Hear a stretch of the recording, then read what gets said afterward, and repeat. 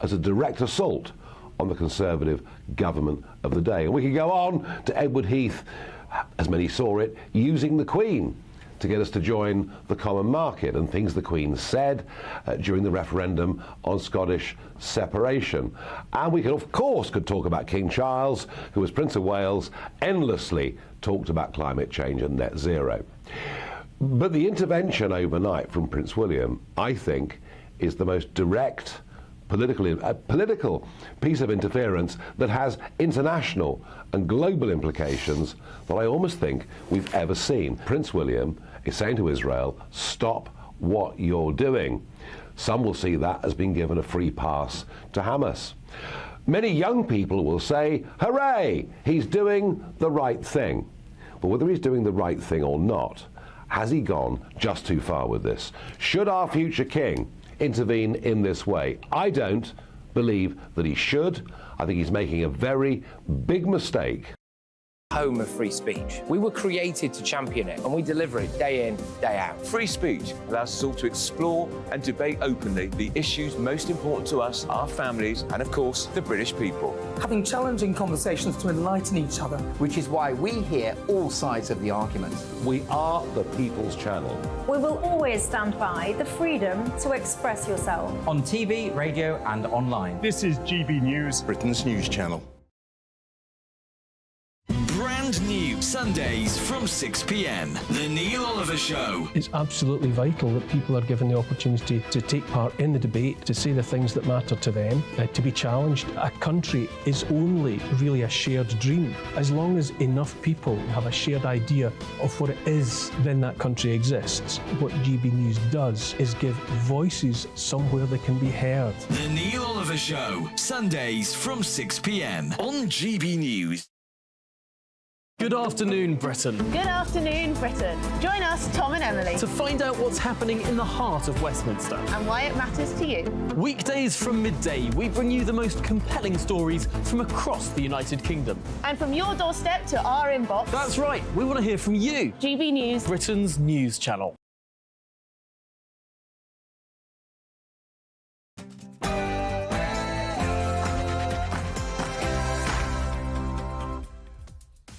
Morning, 9:30 on Tuesday the 12th of March. This is Britain's Newsroom on GB News with Andrew Pearce and Bev Turner. Very good morning, thank you for joining us. So, royal chaos. The Princess of Wales has apologised over editing her Mother's Day photo.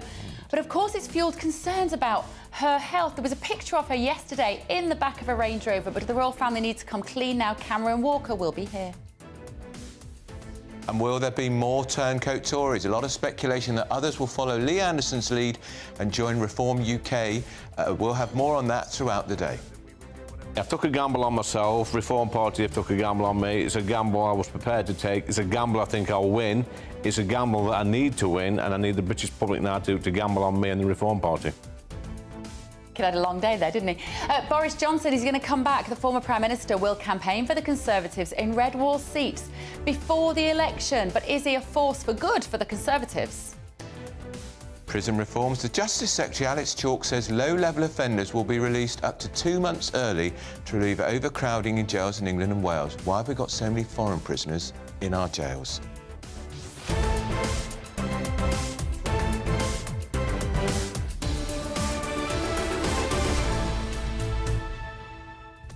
So a lot to talk about. It's not about prison reform, it's about the fact that prisons are overcrowded. There's space for 288 more prisoners in England and Wales. We've got 11,000 foreign prisoners in our jails. Deport all of them. They've talked about it and they don't do it. And I want people who come out of prison to be less at risk of reoffending. Yep. We're terrible at that as well. gbviews@gbnews.com is the email address. First, are the very latest news headlines with Sam Francis.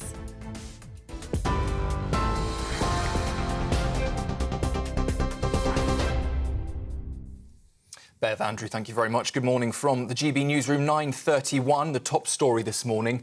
New gas power stations will be built to protect Britain's energy security. That's despite concerns over the potential impact it may have on climate change. The government says the new stations are needed to avert potential blackouts and provide a backup for the growing electric economy. It's understood they'll replace existing facilities, many of which are old and due to be retired. The Prime Minister has insisted the government's net zero plan is still on track, but says that it must be met in a sustainable way. Lee Anderson has said that he wasn't paid to switch from the Conservatives to Reform UK, insisting that he's not a mercenary. The former deputy chairman of the Conservative Party told GB News last night that he's not heard from the Prime Minister since he announced his defection. It comes after he was stripped of the Conservative whip last month over his refusal to apologise for saying that Islamists had, he said, got control of the London mayor. A major Conservative donor has now apologised after he reportedly said that Labour MP Diane Abbott made him want to hate all black women and she should be shot, he said. Frank Hester donated £10 million to the Tories last year. He has now admitted making those rude comments about Miss Abbott, but insists they had nothing to do with the colour of her skin. The comments were reported by The Guardian newspaper and are said to have taken place during a meeting in 2019. Mr Hester says he is deeply sorry and says that he has now telephoned Miss Abbott to apologise directly for the hurt that he caused her. Labour and the Liberal Democrats, though, have called on the Conservatives to now return his donations. Some criminals will be released early because of the lack of space in overcrowded prisons. It means prisoners serving sentences of less than 4 years could be let out before the end of their sentence. Labour says the move is completely unacceptable, vowing to build new prisons if they win government. Government here, though, says that the Justice Secretary, says it's temporary measure which is needed to alleviate unsustainable pressure on the prison system. Those are the headlines for now, more in the next half hour. But in the meantime, you can sign up to GB News Alerts. Just scan the code on your screen or go to gbnews.com/alerts.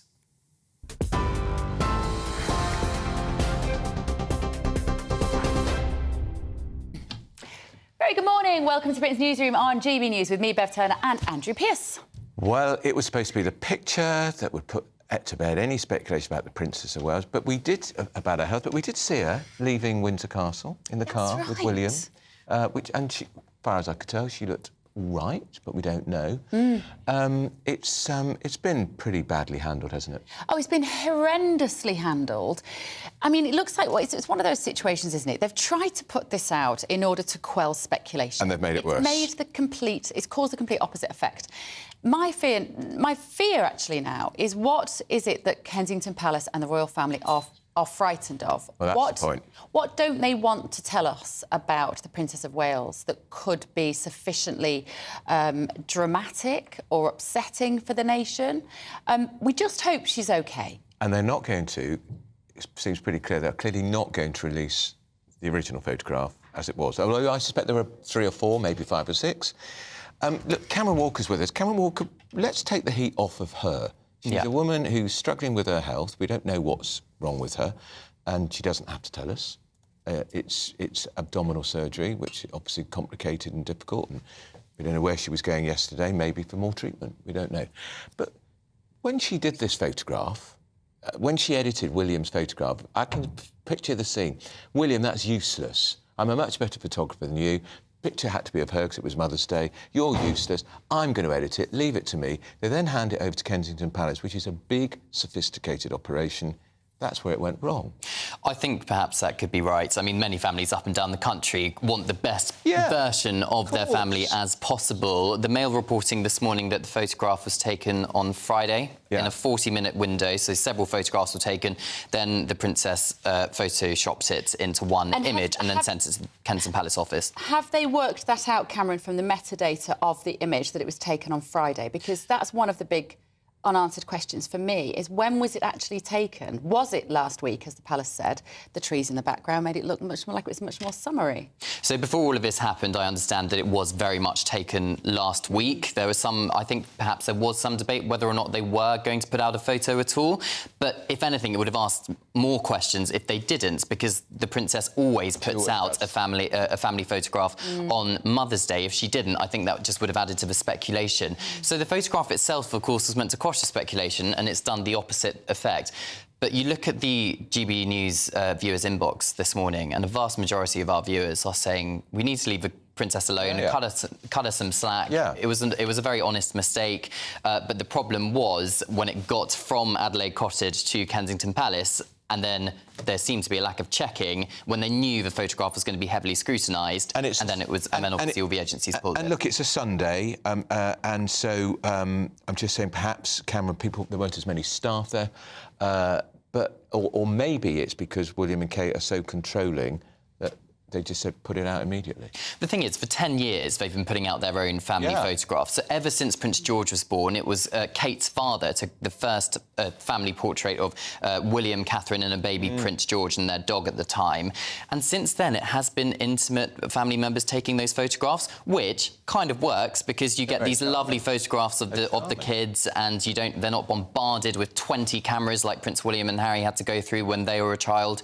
But this image, I think, perhaps might draw some kind of line here, because clearly they knew it was going to be scrutinised. As I said, the whole point was to quash this speculation, and it calls into question the wider point, which is, should William and Catherine have quite so much control of the content they put out? Now, that's not for me to answer, but there are certainly commentators today questioning whether it's appropriate for them to take their own photographs and not have an independent, trusted news photographer there. I'm not talking about a bank of 30 photographers like we saw in the 80s with Charles, Diana and William, but just one. But I can't see why they can't take their own photographs, and I can't see why they can't edit their own photographs. But if they do edit their own photographs, they've got to say so. Well, perhaps, but then the silence that went on, it was like some huge Watergate-style conspiracy. The kill issues put out by those reputable agencies, 10 p.m. on Sunday. The apology from the Princess of Wales dropped during our programme yesterday about, 11 o'clock, 11:30?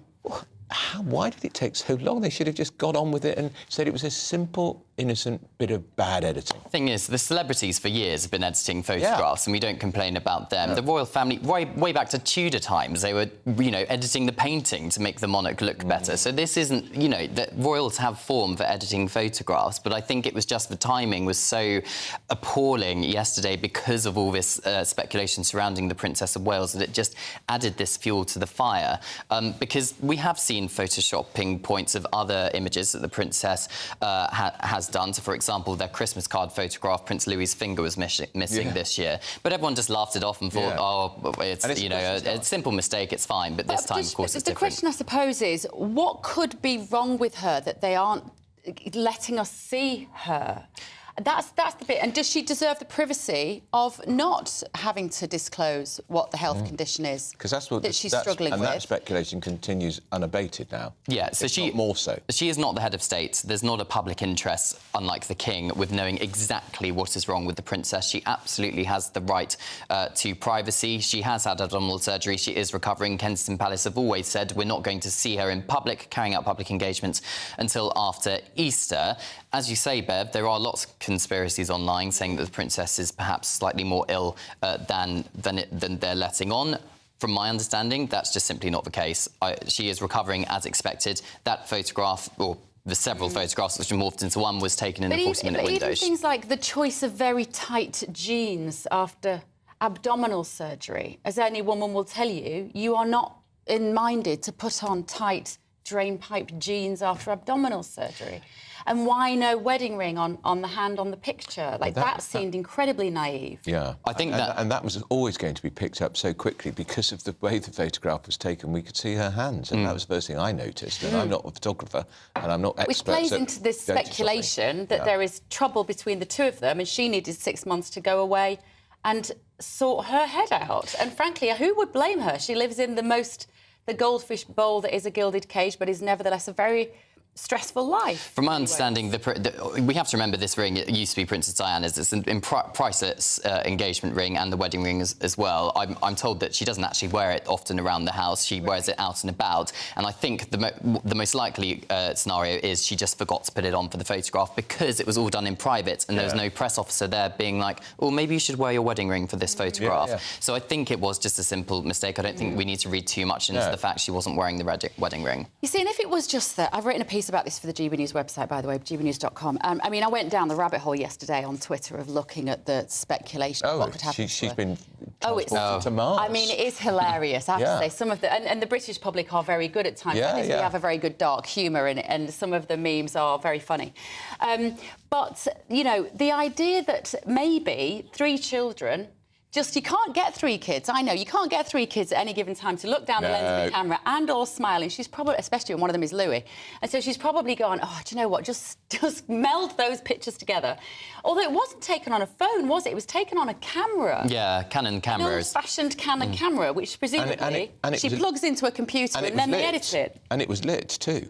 There was lighting. It was a lit photo shoot. Yeah, and obviously we've got Photoshop, and I'm sure the lighting was changed to make them look as good as possible. And as you say, 3 young children, or 10 or under, you're getting them all to look at the photos of the camera at the same time. One of them's messing up the other one. Then you are going to morph it all into one. Well, just tell us that. Yeah. Like, just say any mum will know. Trying to get 3 kids to look at the camera impossible. I fiddled with the picture. Yeah, I think perhaps by staying silent and not releasing the original image, they are, creating more questions. But I think the time's passed. I think it's almost too late. If they were going to do that, they should have done it when they released the statement of Kate. Yeah, fascinating. From Kate. Do you think they have to now just return to plan A, which was you're not going to see her until after Christmas and just deal Easter. with it? After Easter. Yeah, I think they'll very much be focused on their work and not thinking too much more about it. Yeah, they want to move on from this. All right, thanks, Cameron. And so do we. So up next, the MP, Lee Anderson, defected to Reform UK yesterday. You saw it on this show. Are we going to see more Tories joining him this morning? What do you think? I think probably, if there are, maybe no more than 1 or 2. Oh. And I thought one of them might be, she's been on this programme many times, Andrea Jenkins. Yes. She's one of the only Tory to call for Rishi to go. She's ruled it out. Oh, has she? We're going to hear from Andrea Jenkins later, actually. Let us know your thoughts, gbviews at gbnews.com. This is Britain's Newsroom on GB News. Headliners. Tomorrow's papers tonight, every night from 11 p.m. Is a debate on gender really a far-right issue? Far right. I'm so bored of that phrase, you know what I mean? Like, anyone who talks about... anyone who acknowledges that there are 2 sexes is suddenly far right, because that's what Hitler and Mussolini were all about. This question from Shirley is, of course, about Labour. They've been accused of being undemocratic because they pressured a pub into cancelling a debate, and this debate features Kelly J. Keane, who's been on this show a couple of times, and she's a campaigner, and she was just on the panel, and then they got a letter saying that they couldn't do it because Kelly J. Keane apparently attracts far-right groups. Now, they've tried this trick before, but because some awful, ghastly neo-Nazi types turned up near to an event that she was holding in Australia, they kind of tried to blame that on her and suggest that the two were the same thing. They weren't. That was an opportunistic group turning up to... they're not... neo-Nazis aren't pro-feminist. They're not pro an event called Let Women Speak. That's just ridiculous. New Zealand's TV blurred her touching her zip because they said that her touching her zip was a far-right dog whistle because she's making that symbol. Yeah, but she wasn't making the symbol, she was just adjusting a zip. Yeah, and also, this isn't a far-right symbol. I mean, that was incredible because she obviously wasn't making that symbol anyway. She was just adjusting a top. But this New Zealand news channel blurred out the hand so that they could pretend that it was some horrible ghastly... I mean, this is she's talked about having voted Labour in the past. She's so not far right. But also, even if she were right-wing, which she isn't, why would they be banning a panel where there's a discussion about one of the most important issues of our day? What are Labour playing at here? They're anti-democratic, aren't they? They're just kind of playing whack-a-mole with things they don't like. I think maybe I'll write to the pub and say I do want to see Kelly J. Keane there. Yeah, but they won't listen to you well, if you no, say that, will they? Because you've got the unfashionable opinion, Chris. Well, and the unfashionable workplace. From 10 a.m. every Saturday, we want to make you think and we want to make you laugh. So we will give you all the top stories. Now we start with a story that has shocked the nation this week. But we're also going to make it light and fun and bring some entertainment in to make your Saturday morning nice and restful. Only on GB News, Britain's news channel. Your weekend starts here with Friday Night Live with me, Mark Dolan, 8 till 9 on GB News. Big stories, big guests and big laughs as we get you ready for a cracking weekend. That's Friday Night Live with Mark Dolan. Fridays 8 till 9 on GB News. Bring your own drinks. The admission's free. I'm Andrew Doyle. Join me at 7 o'clock every Sunday night for Free Speech Nation, the show where I tackle the week's biggest stories in politics and current affairs with the help of my 2 comedian panellists and a variety of special guests. Free Speech Nation, Sunday nights from 7 on GB News, the People's Channel, Britain's news channel.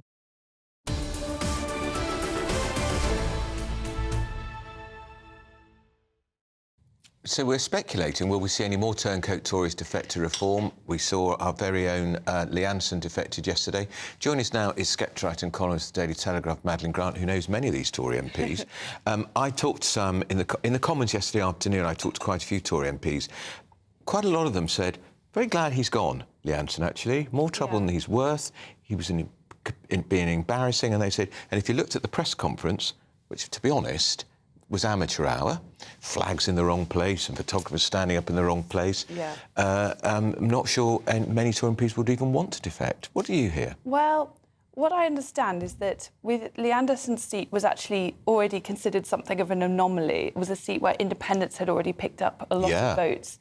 And it wouldn't necessarily have followed the usual kind of electoral logic. And actually the fact that after Lee Anderson made those remarks about Sadiq Khan, the Tory party didn't immediately withdraw the whip or anything. They actually, even though what he said I think was completely objectionable and he could have made a similar point without putting his foot in it as he did, so he could have just clarified and perhaps apologised for his remarks, they would have had him back. The fact that he didn't makes me think that maybe the end game was actually to defect all along.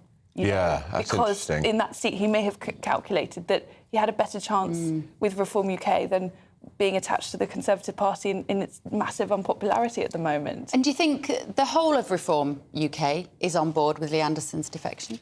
No, I don't think so. And there are certainly some people who are very happy that they now have a champion in Parliament who will be able to bring that message home in a way is difficult when you don't have any elected representatives. And obviously the Reform Party have had issues with cutting through to the general public. There are also a lot of people who don't like what he said about the London mayor and worry that in the future he may make similar gaffes that will now be on them because he's in their we should remember party. what he said. Look, I'm completely on board with what he says about how he sees the police aren't doing their job properly. They seem to be favouring the Muslim protesters and not cracking down on the disgusting anti-Semitism here. Their failure to act when they put that huge anti-Semitic trope on Big Ben. Shocking. The police did nothing about that. But for Lee Anderson to say that the Mayor of London and the Labour leader are in thrall, being controlled by Islamists who want to create a Muslim caliphate here, that's not right. I completely agree, and I think that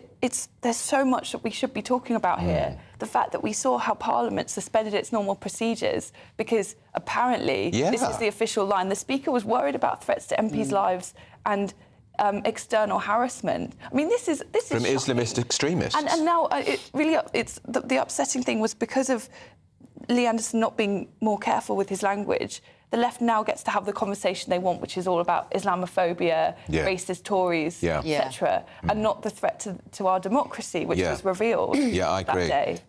Should we talk about Boris Johnson coming back to help David Cameron? Can I just say why I'm sceptical about this timing of this story? I think that's been leaked by Number 10. It's on the front page of the Times to say to Tories, don't defect. Don't defect, because bringing Boris back to campaign in the Red Wall. Dig into the story. They obviously think they've been talking to each other, but not recently. They're not going to campaign on the same platform together. No. Rishi and Boris, because Boris would upstage Rishi, obviously. But Boris probably doesn't want to come in. But I think that's a Number 10 plant. It certainly doesn't ring true. I mean, the fact is, whatever you think of Boris Johnson, in terms of his performance as Prime Minister, when Rishi Sunak became Chancellor, he was a relatively unknown figure. I think he was no more than a backbencher or a junior minister, if I remember rightly. People hadn't heard of him, and it was Boris Johnson who kind of catapulted him to a very significant position in politics. And obviously Rishi was then one of the people that was, wielding the knife against him. I'm not sure that you really recover from that, even in politics, which is quite fickle relationships. Well, he brought him down because I can remember it flashed on the headlines that Sajid Javid, who was whatever he was he Home Secretary or Business Secretary, was resigning over Partygate in protest of Boris. And he gave a speech. He can cope. A few minutes later, when we heard the Chancellor was going, Rishi Sunak, game over for Boris. That was my instant conclusion, game over. Yes. Major crisis, and Boris was gone within a week. Exactly. And now people like Andrea Jenkins and Nadine Dorries, who are Boris is not a man with lots of allies in sort of close relationships with people in politics, but they are two of his closest allies, and they're both saying they haven't spoken in, over a year. So I wonder what the article there talks about relations thawing. I wonder what thawing looks like if you're not on speaking terms with each other. Yes, quite. I just find this idea that Boris Johnson will win over this idea of the red wall so detached from the reality. Yeah. Because people who consider I hate this dehumanising term, the red wall, so Northerners who would not normally vote Conservative. Boris Johnson, for them, regardless of what side you sat on the COVID debate, he let you down. If you were pro-lockdown, he let you down. If you were anti-lockdown, he let you down. If you were pro-Brexit, he let you down because we didn't get Brexit. If you were anti-Brexit, he pushed through Brexit. I don't see who he appeals to anymore. If you're pro-green agenda, you feel he didn't do enough. If you're anti-green agenda, you feel he was the one with Carrie pushing it through. I don't think he appeals to anybody. Well, I think that's true. I tell you who does still really like Boris Johnson, and that is the Conservative grassroots. Exactly. They love him. And let's be honest, they need to energise them because they're not feeling very pro-Tory either. No, they're not. And Boris Johnson would be, if they could somehow get him on board, I think it would be a great boost to morale. I don't think it would be the kind of thing that would massively change the fortunes. No. Although it is worth remembering that although Boris Johnson was kicked out because polling had tanked, at the point at which he was kicked out, I think the Conservative Party was something like 5 or 6 points behind. Yeah. And what happened after that was that then Liz Truss happened and the polling went down to more like 18, 20 points. And frankly, whatever Rishi Sunak has done since, it has embedded that, and nothing they seem to do seems to change the weather. And the first poll since the budget shows the Tories are down 1 point. Yeah. Down 1 point, and Labour still have a 15-point lead. So the budget moved shifted nothing. And in fact, some Tory MPs were saying to me yesterday, shouldn't even bothered with the budget because it had raised expectations so much that it could be a game changer, and the cut in national insurance didn't do it. No, not enough. Because they should have cut income tax. Not enough to shift the dial. It almost feels like, that it's just the constant refrain that you hear is, it's been 14 years, and now it's time for a change. And I don't know what the Conservatives could do at this point to change that overwhelming feeling that is shared by people of both left and right. Change the leader again? Again? Well, that would look crazy, though. That would look crazy. I think it would. All right, thank you, Madeleine. Thank you. Right, up next this morning, MPs are discussing migrants converting to Christianity in order to remain in the UK. First, though, here's your weather with Annie Shuttleworth. A brighter outlook with Box Solar, sponsors of weather on GB News. Hello there, welcome to your latest GB News weather update. After a drier start across eastern areas, wet weather will push east through the rest of today. It will turn fairly breezy, but that will introduce milder air. So after a drier and fairly chilly start across eastern areas, we'll see skies cloud over and some quite persistent rain start to spread in from the west. The rain will be most heavy across parts of Wales, the Midlands, the Peak District, for example, as well, seeing some very heavy rain later on today. However, by this evening, some southwestern areas will start to see some drier and brighter weather, and here as well we see the highest temperatures through this afternoon, highs of 13 or 14 degrees, but many areas will start to feel quite a lot milder throughout today as we see that southwesterly mild air being brought in from the Atlantic. The rain will push further north to become more restricted across parts of Northern Ireland, many areas of Scotland through tonight. And further south, it should stay cloudy but much drier. And with the strength of the breeze and how mild that air is, it is going to be quite a mild night tonight away from the very far northwest.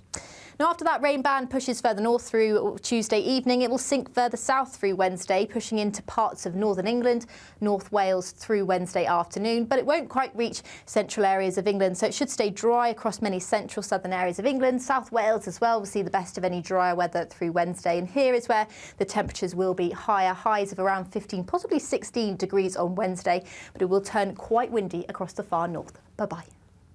That warm feeling inside from Boxed Boilers, sponsors of weather on GB News.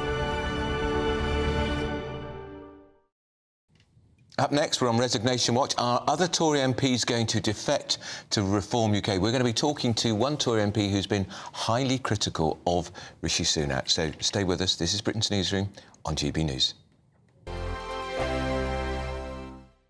Want to be a winner? You've won £18,000. Oh, flipping heck. I don't know what to say.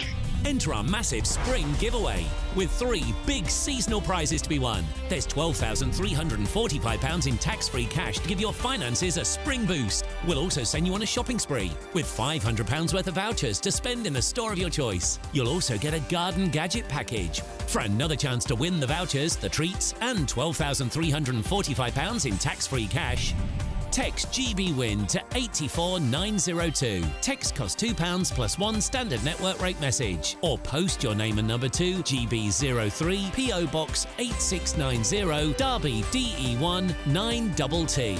UK only. Entrance must be 18 or over. Lines close at 5 p.m. on Friday the 29th of March. Full terms and privacy notice at gbnews.com/win. Please check the closing time if watching or listening on demand. Good luck. This is GB News, Britain's news channel. Now, I'm sure you have seen this video that went viral this week, and if you haven't, well, I think you're going to enjoy it. This is a firefighter leaning on a fence whilst watching a trapped driving instructor's car sink in 4 feet of floodwater. Looks very comfortable there, doesn't he? Just leaning against the fence. Just chilling, just relaxing. Yeah, there were there were in fact 2 Essex fire and rescue crews, an ambulance and a police car parked near the sinking vehicle, but they wouldn't enter the water because they had to wait for specialist crews who were trained for the water depth. Well, 2 people who weren't going to sit back and watch were these 2, Jack and Danielle Price, who took it upon themselves to rescue the submerged driver. And Danielle joins us now. Very good morning to you, Danielle, and you are a hero, an absolute hero. What happened in this video? Make sense of it for us. So we were filming in the area for our YouTube channel, and we've seen the fire brigade come through. I was actually out at 5 o'clock in the morning with my husband, Jamie.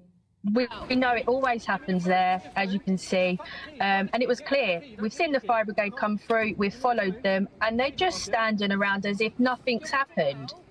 In the clip, it says he's fine, he's on his phone, and then sort of walked away. But what they failed to realise is when my partner actually opened the door, as you can hear, he's on the phone to the emergency crew in panic, thinking he's going to sink. So we could not just sit there and watch. He's absolutely terrified. Yeah, poor bloke. Well done you. Do you reckon this is health and safety gone mad? It is, because although I do sympathise with them, they are so red-taped, but surely sort of common sense has to kick in as open the door.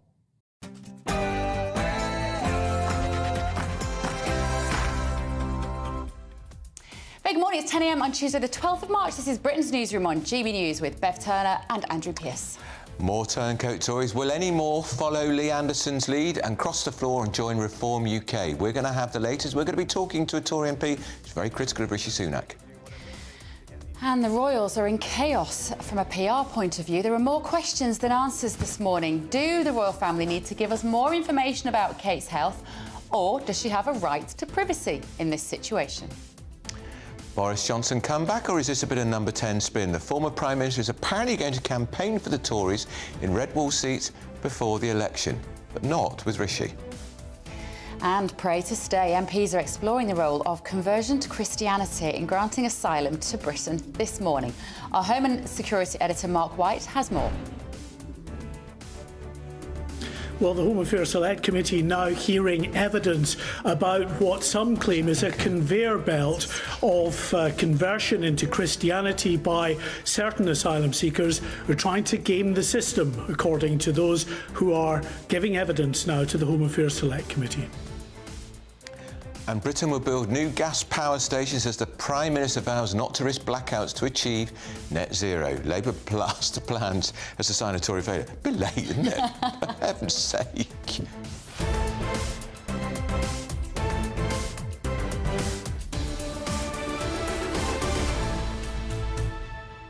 Forgive the cynicism. Look, they've been in power for 14 years. They're announcing today they're going to replace some of our ageing pound stations. Might they not have thought about that a bit sooner? Sometimes we just have to laugh. You think these news headlines are satire, but no, ladies and gentlemen, this is the world that we are living in. Let us know your thoughts this morning. GBviews at gbnews.com. First, the very latest news with Sam Francis.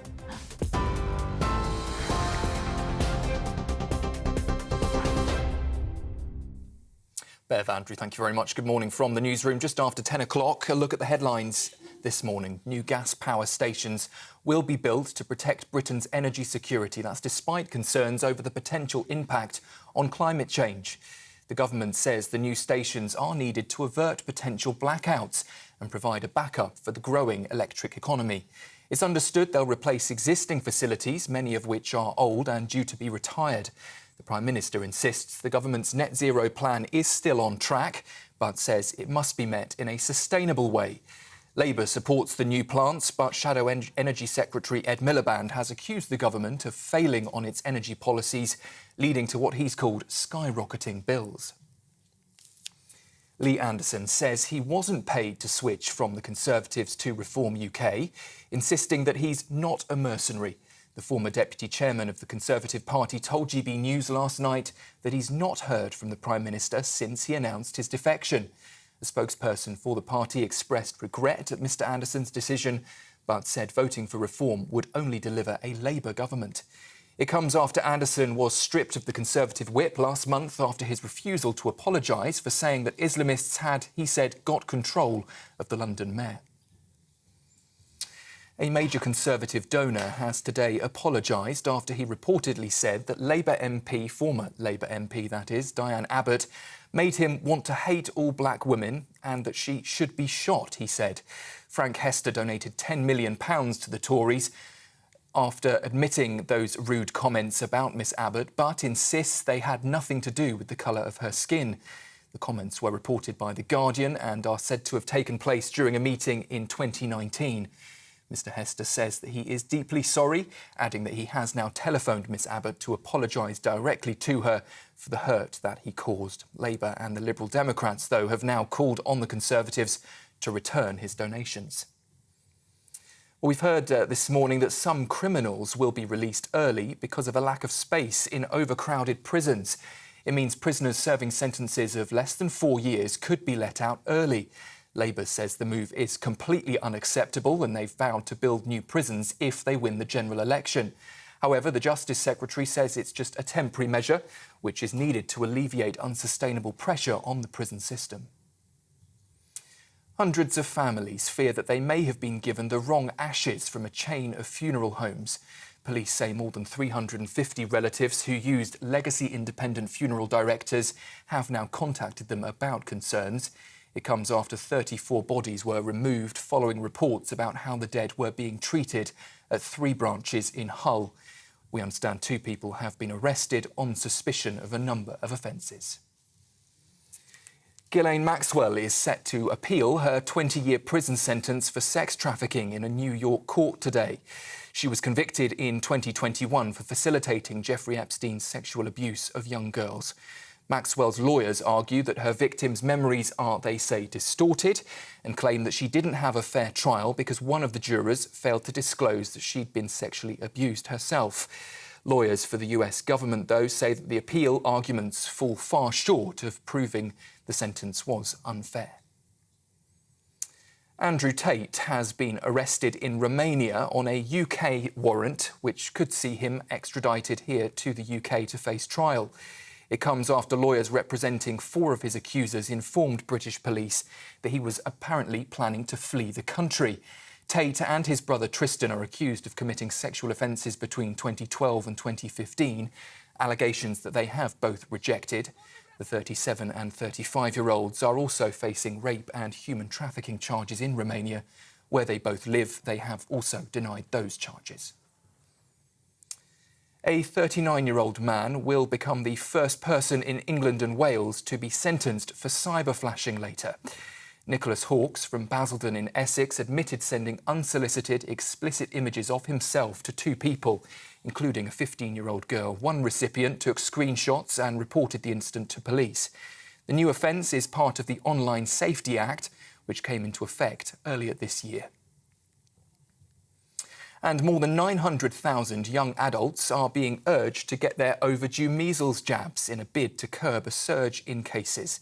The NHS is inviting 19 to 25-year-olds in London, Greater Manchester and the West Midlands to book an appointment at GP surgeries and various pop-up clinics.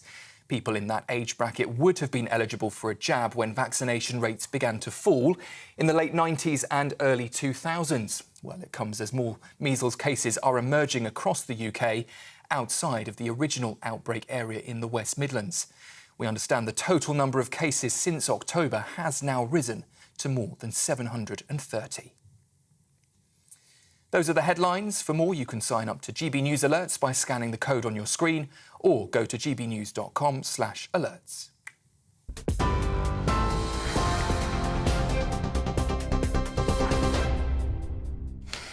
10:07, you're with Britain's News on GB News with Andrew Pearson, Bev Turner.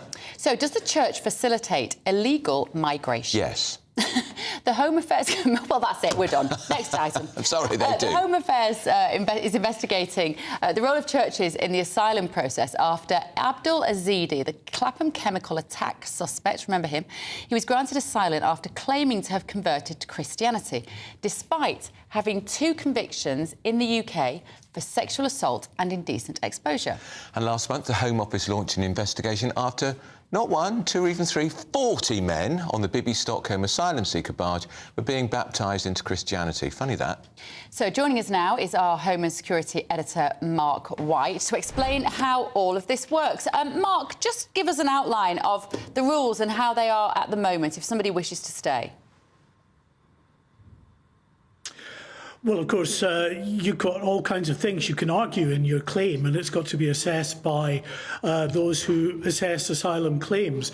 But one of the factors that they might be able to take into consideration is if you've converted to Christianity.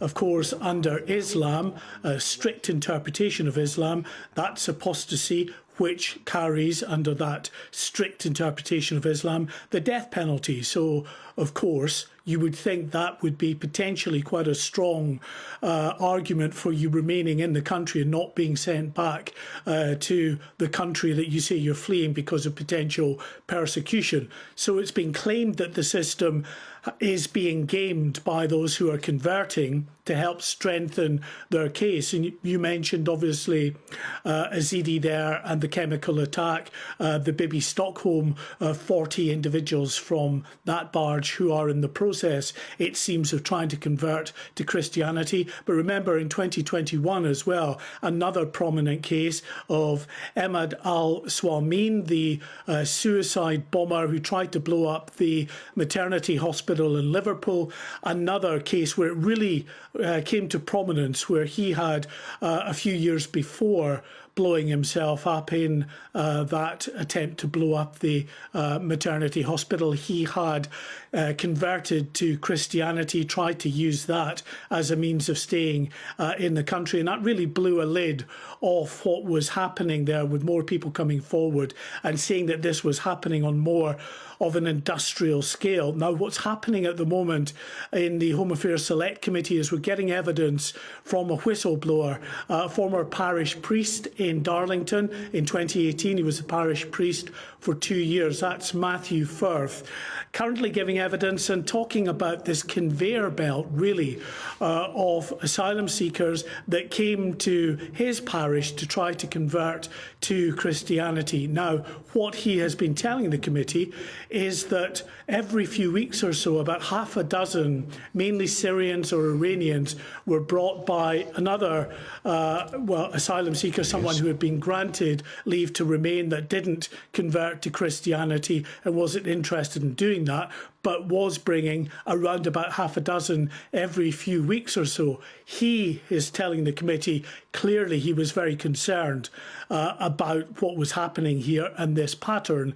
So he implemented a process that he said actually brought a halt mainly to what was happening, in that he was telling those who wanted to convert to Christianity that they had to go through a much more rigorous process. They had to be part of the church life. life over an extended period. And he said when he did that, then the number of people who were coming to him to try to seek conversion to Christianity just dropped off a cliff. I think over the time that he was a parish priest, over this 2-year period, it seems that he had converted 15 individuals, but over that period, many, many more were brought to him. But he said he got wise effectively to what was happening there, and he is now turned whistleblower and is blowing the lid on what he sees as industrial scale manipulation of the church to help better their chances of getting asylum applications approved. OK, thank you, Mark. Mark White there. Culver Ranger's with us, Lord Culver Ranger, former advisor to Boris Johnson. We must ask you about, is Boris returning, by the way, as a campaigner? But this idea that the church is being gamed, really, conned, and they're falling for it, Culver, and yet we've got the Church of England bishops leading the charge against the Rwanda bill. Whether you like the Rwanda bill or not, it's an attempt to stop illegal migration, yet we've got these vicars conspiring hand in hand with asylum seekers who are pretending they're converting to Christianity so they can stay here. I think, Andrew, the question we need to ask is the numbers. The numbers don't lie. If you suddenly see a spike of people doing something, you have to look closely at that and say, as you say, are people trying to game the system? There'll probably be some people who are genuine in that number. But when we see people taking advantage, when we can see that it looks like it's not the right thing to do, we have to call this out. And we have to stop this, because it's just people taking, actually, advantage of our good nature. How do you stop it, though? Because if somebody just looks you in the eye and says, well, I am a Christian, you can't prove that they're not. I think there is the question here of what's their motivation. You know, you're in an environment and you're looking for a way out. You're looking for an escape clause, and this is something they're seeing as an opportunity. I hate to say that, because you know, everyone's religion is personal to them. Mine is to me. And you don't want to cast doubt. But here, they're desperate people. Let's be honest, Bev. They're looking for a way out of a predicament they're in, and this is what they're doing. So we should just change the rules whereby you can't use conversion to Christianity as a means to stay. I think we have to look at why. We have to probably look at the rules better. We have to understand that these people are desperate. They will do anything to get what they want to get. OK. The front page of the Times today says your old boss, Boris Johnson's coming back. He's going to campaign in the Red Wall in the run-up to the general election, conspicuously not with Rishi. Forgive my cynicism, but this feels to me like a number 10 leak to say to Tory potential defectors to reform, don't go, we've got the best campaigner in the business. And he is the best campaigner in the business. He is the best Conservative campaigner of the modern era. Yeah. And I remember the quote He was in 2019. I'm not sure he is in 2024. Well, but he was in 2008, he was in 2012, he was in 18, he was in... the last 4 years. Everything has changed. You and I know politics has its swings and roundabouts. And when it comes to a general election campaign, as we saw with Theresa May, things can change pretty quickly. So Boris on the campaign trail is a completely different political beast. And I've been there. I've seen the reaction he has with people. He's an electoral asset. Even David Cameron, I remember David Cameron saying, you want to have your best players on the pitch. Boris is undoubtedly a key star striker for the Conservative team. He will be on the pitch. What does his fan base look like now? Because I was saying before, if you were sceptical of lockdowns and are now feeling quite vindicated, he let the country down. If you wanted more lockdowns, and he let the country down with Partygate. If you were a fan of Brexit, you feel he didn't get it done. If you didn't want Brexit, you feel he led us into it. If you're a fan of the Green Agenda, you feel he didn't do enough. If you were not a fan of the Green Agenda, you feel it was all his fault. Who's left, Culver? I think what you'll see is, if and when Boris Johnson's on the campaign trail, he'll be pushing those Conservative values that people want to hear. He'll be talking about the things that they did do. He did save the economy. He did get the vaccine out there. He did say that we needed to stand internationally. Well, I think we have to remind people, and he will. Our memories are pretty good. Oh, I know they are. I know they are. And there's a lot of challenges, but also people want to hear the other side of the argument. They're not quite, as we've all been saying, fully sold on Sir Keir Starmer and the Labour Party and what they stand for. So you will hear the other side of the argument from Rishi, from Boris, and from the Conservative Party about why not Labour Labour and why Conservative. And I think it's still all to play for in the election. How many... I was in the Commons yesterday and there was relief amongst the Tory MPs I spoke to. I didn't speak to all of them, obviously, that Leanson has gone because they think he was an accident waiting to happen and they think the next problem would be reforms. And they also mocked the press conference, which was pretty amateur hour. But if more defect, it will reflect the view, Colville, that the government has failed on immigration. They haven't cut taxes. Taxes are still rising despite the budget last week. We've just had a poll showing the Tories have actually gone backwards, not forwards, since the budget. So it will reflect and feed into a view that Rishi hasn't delivered. Well, it's an interesting point you make about what Tory MPs were saying to you. Yeah. I think there's a sense of relief. Lee Anderson has been a distraction. You know, he is somebody who's moving between the political spectrum, and he's an individual who's a bit of a maverick. Now, there's not space for that when you're looking at a party cohesiveness, especially as you come to a general election. You can't have people who are just going off and delivering sound bites and playing off the cuff. He may believe, and he does believe in what he's saying, but he's not saying it within the broad church of the Conservative Party. And I think it's a relief to most people that he's not in there anymore. But party cohesion is the least of your worries right now. And there is a contingent out there to whom Lee Anderson speaks. And you've lost that. Well, I think Lee Anderson speaks to such a broad spectrum. I'm not sure which contingent he speaks to, because he has gone through the Labour Party, through the Conservative Party, now to Reform. Well, he speaks to an old-fashioned, traditional Conservative who wants to conserve things. They want to conserve the family, the working person, education, British values. I agree with all of those things, but I think there's a manner and a way in which modern-day conservatives want those things expressed, how they want to engage, how they want to be sympathetic to other people's needs, and they want to have community cohesion, and they want to have a growing economy, and they want to have these things, but they want to have it in a way that is a modern Conservative Party. And I think Lee Anderson has his way of saying it, and he does speak for people, can't deny that. But he is moving across the political spectrum, and I don't think people really understand which political party he stands for. They say a lot about the modern Tory party that it can't keep somebody like Lee Anderson within its ranks. I don't think it's about the party. I think it really is about Lee Anderson as an individual. And we've seen lots of people go on these journeys. We've got another maverick in George Galloway in Parliament as well.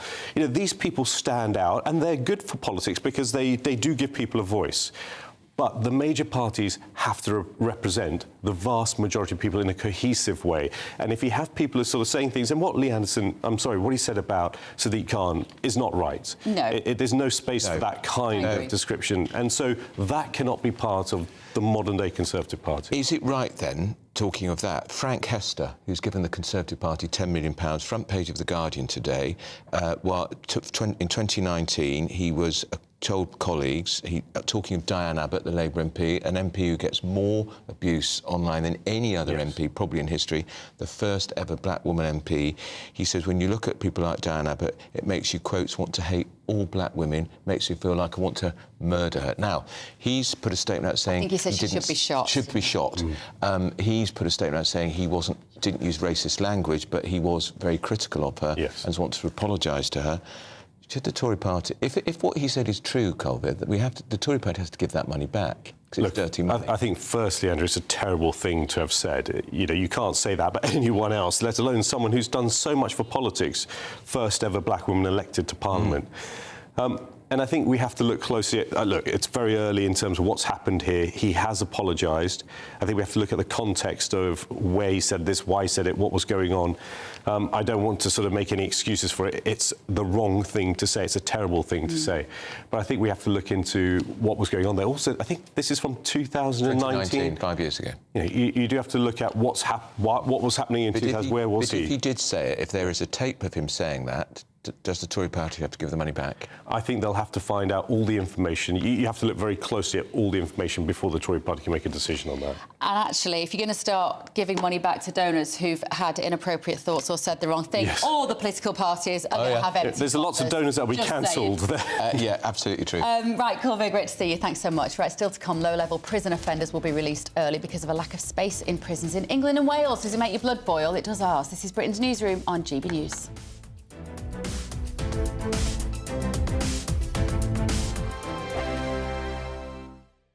headliners. Tomorrow's papers tonight, every night from 11 p.m. Welcome back to Headliners. And Paul, we're going to get straight into Monday's mail for some good old-fashioned, traditional male breastfeeding. Yeah. To answer the question, what is the latest woke hell, Josh? Row as hospitals say hormone-filled milk from trans women who were born male is just as good for a baby as the real thing. It's possible for men, if they pump themselves full of estrogen, to grow larger breast tissue, and they often do. Or you just eat lots of burgers.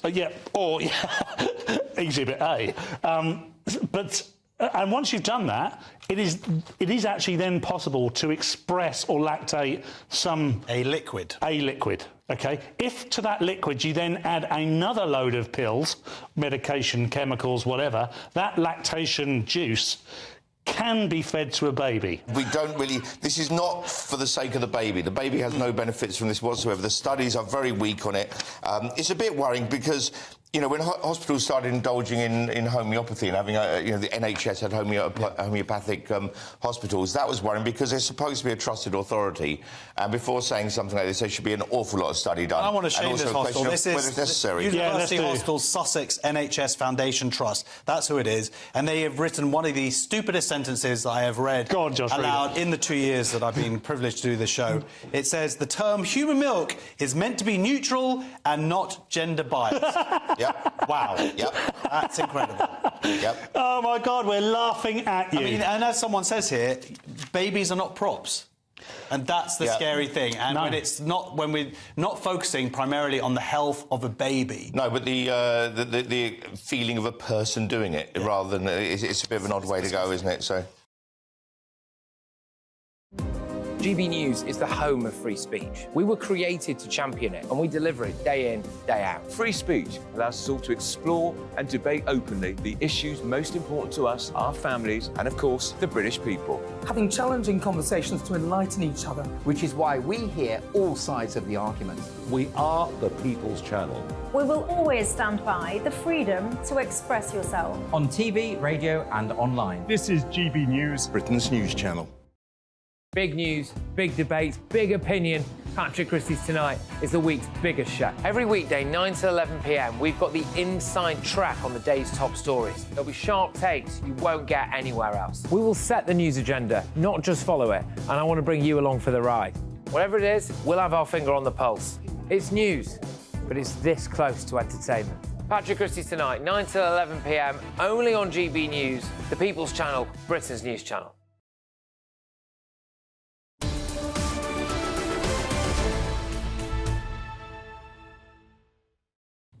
10:24, Britain's Newsroom on GB News with Andrew Pearce and Bev Turner. We are joined in the studio by GB News' senior political commentator Nigel Nelson and co-founder of the Together Declaration, Alan Miller. Alan, very familiar to GB News viewers. First time, I think, on Britain's Newsroom. Thanks for having me here. Where have you been?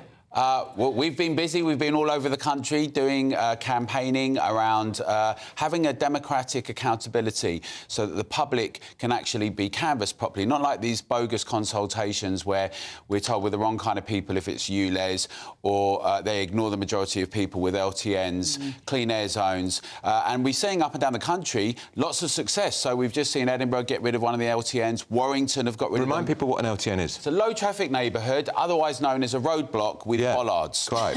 So like in Eastern Europe or... anti-car. Checkpoint Charlie.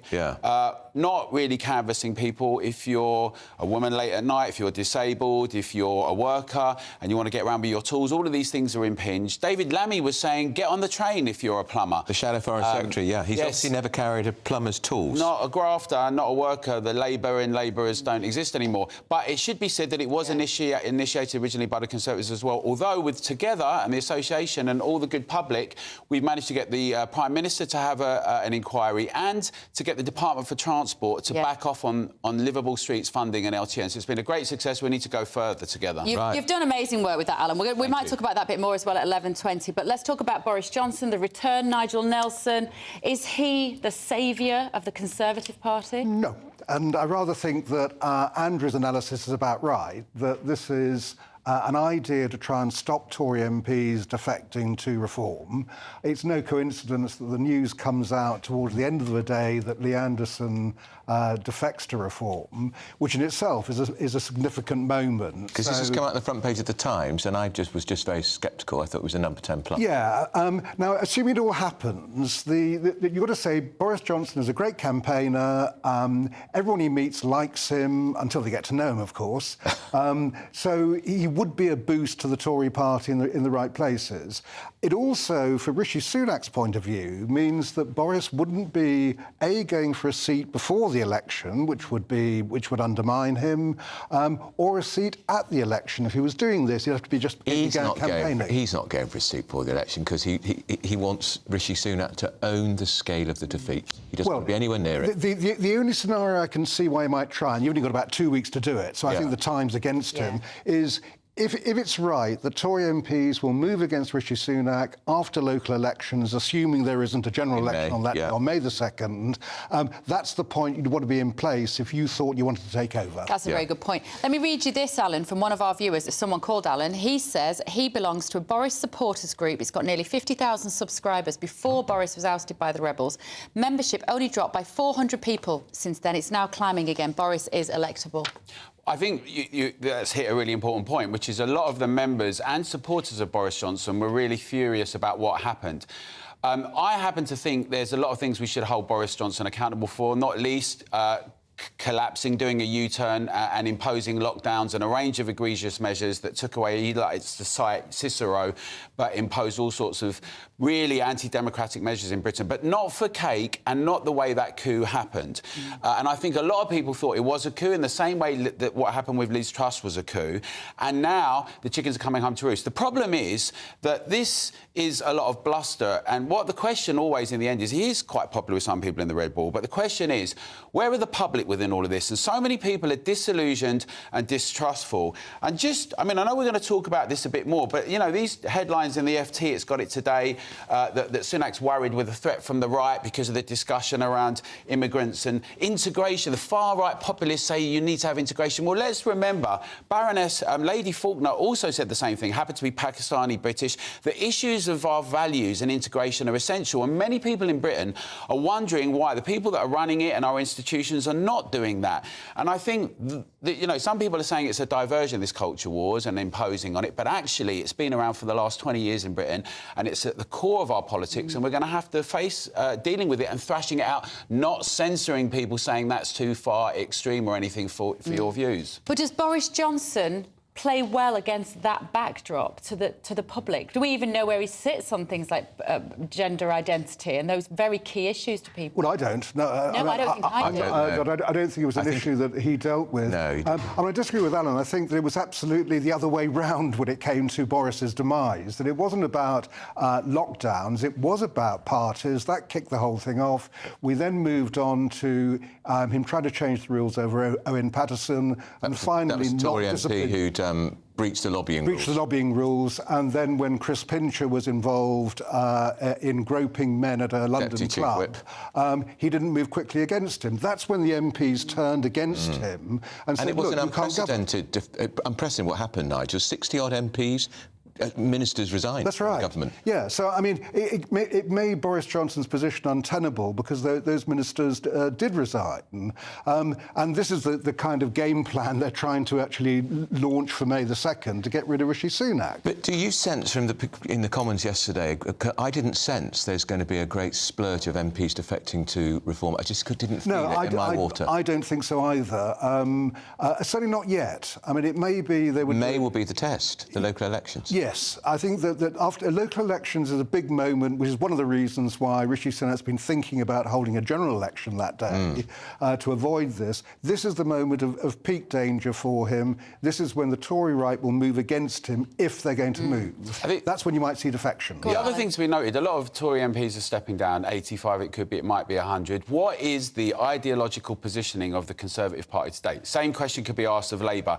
The public, many are disillusioned, many are dispirited. limited. I would also say that this situation that we're seeing now is not going to be necessarily a solution. Although Sunak brought in Lee Anderson to be like the kind of person that could speak to the people, originally Labour, then Conservative, the Brexit moment, we've got a situation where there's a huge deficit of trust of politicians generally, right? We need to put the public back at the forefront. That means transparency, it means honesty, it means not spin, it means not organisations that are currently going on at the moment trying to get GB not being able to speak. It means thrashing out conversations with people Does it mean a by-election for Lee Anderson we don't now agree as well? with. I think, well, it could do. I mean, I think the key should do. I just want to say this one thing as well about it, that everyone's got to come under scrutiny. So also with reform, it's got to be said, they're champions of some things in public debate and everything, but I'm very concerned that some of them, and the leader, is calling for protests to be banned. Yeah. We need to have free speech, right? We know that the second that free speech and expression is banned, I'm not talking about actions, I'm not talking about threats of violence, I'm talking about free speech. If those things are not allowed, they're always used against citizens. We've just had 3 years of that, where spies and DCMS and others have all been spying on journalists and medical people. We need to be robust. How can we say we're for freedom if we allow the shutting down of things, whether it's by Ofcom or by the government? And we have to get more robust about our principles of enlightenment and freedom. The public want honest, open, robust debate, and we need to put them at the front of it. Well, one of our viewers has got in touch, John, and said Boris is ideologically flexible. That's a nice way. I like that, John. Jammed with faint praise, John. Right, still to come. After that photography fiasco, is it time for the royals to win back your trust? And how do they do that? That and much more after your morning's news with Sam Francis.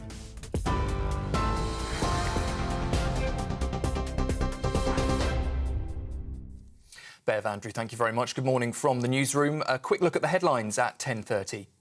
New gas power stations will be built to protect Britain's energy security, despite concerns over the potential impact on climate change. The government says the new stations are needed to avert potential blackouts and provide a backup for the growing electric economy. It's understood they'll replace existing facilities, many of which are old and due to be retired. The Prime Minister insists the government's net zero plan is still on track, but says it must be met in a sustainable way. Meanwhile, Labour supports the new plants, but Shadow Energy Secretary Ed Miliband has accused the government of failing on its energy policies, leading, he says, to high bills. Lee Anderson says that he wasn't paid to switch from the Tories to Reform UK, insisting that he's not a mercenary. The former deputy chairman of the Conservative Party told GB News last night that he's not heard from the Prime Minister since he announced his defection. It comes after Anderson was stripped of the Conservative whip last month over his refusal to apologise for saying that Islamists had got control of the London mayor. Conservative Minister Esther McVey says that she's disappointed and surprised by his decision, but said voting for reform would only deliver a Labour government. After he campaigned for Jeremy Corbyn in 2017, in effect, he's now gone full circle and he'll be campaigning for Keir Starmer. Because, I mean, even he said a vote for reform is a vote for Labour. So I've clearly misjudged him. And a major Conservative donor has apologised after he reportedly said that former MP Diane Abbott made him want to hate all black women and she should be shot. Frank Hester donated £10 million to the Tories last year. He has now admitted making rude comments about Miss Abbott, but insisted they had nothing to do with the colour of her skin. Mr Hester says he's deeply sorry, adding that he telephoned Miss Abbott to apologise directly for the hurt he has caused her.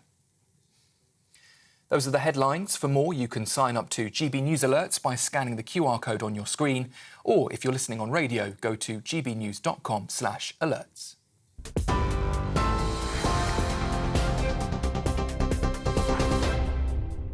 For stunning gold and silver coins you'll always value, Rosland Gold proudly sponsors the GB News Financial Report.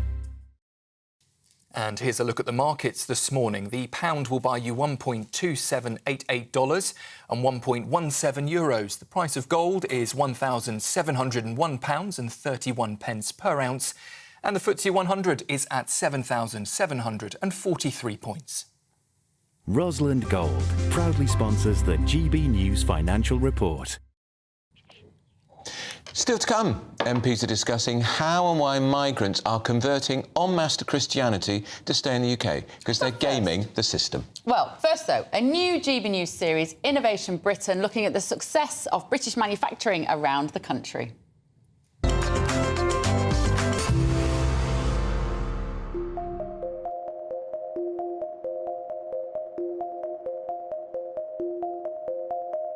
Over the years, the engineering and manufacturing environments have often been perceived to have been dirty and polluted, but so much has changed in recent years. James, why is that? I think there was generally an acceptance that that was the atmosphere that people were having to work in. There was nothing they could do about it. People would come into work and just say, well, that's my lot in life.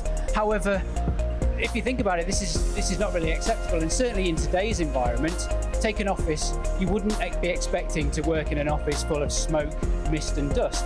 People would be walking out, and people are thinking, well, hold on, well, I shouldn't have to do the same in a manufacturing environment. And people want a cleaner place to work. And how are you managing to do this? Well, Filter Mist manufacture a range of products that extract oil mist, dust and fume at source from industrial settings around the world, and we make them right here in the Midlands. And you've had your record year.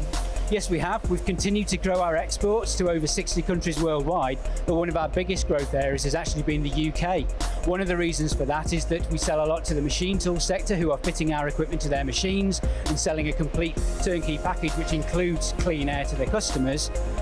Meanwhile, the UK government's health and safety executive have focused more on clean air in the workshop. But most of all, people are just wanting, and why wouldn't you want to work in a cleaner environment?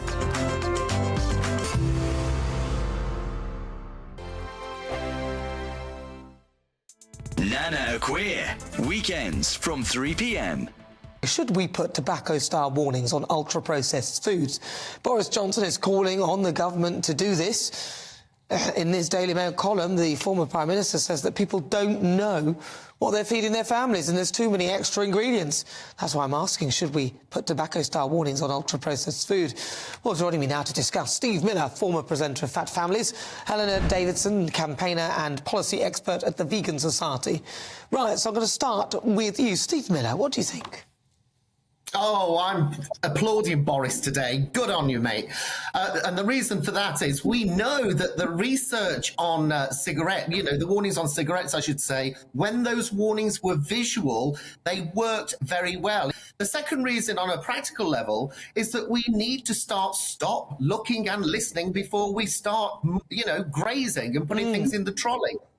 And the third thing is that these kind of signs, or these warnings, I should say, are kind of hypnotic. They trigger the emotion. So they're much more likely to get people to think and maybe resist.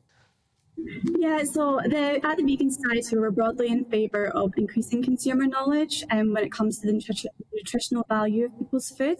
But I think it's important to mention that ultra-processed food isn't an issue that's exclusive to vegans. And whilst most meat alternatives will fall into the ultra-processed food category, it largely depends on how we're going to look at how UPFs are going to be assessed, because vegan alternatives that fall under ultra-processed foods, they're actually on average healthier than meat products or ultra-processed foods that contain animal products. Really? So I think it depends on how we look at it. We might have to take a closer look at the nutritional profile of individual foods rather than the level of processing.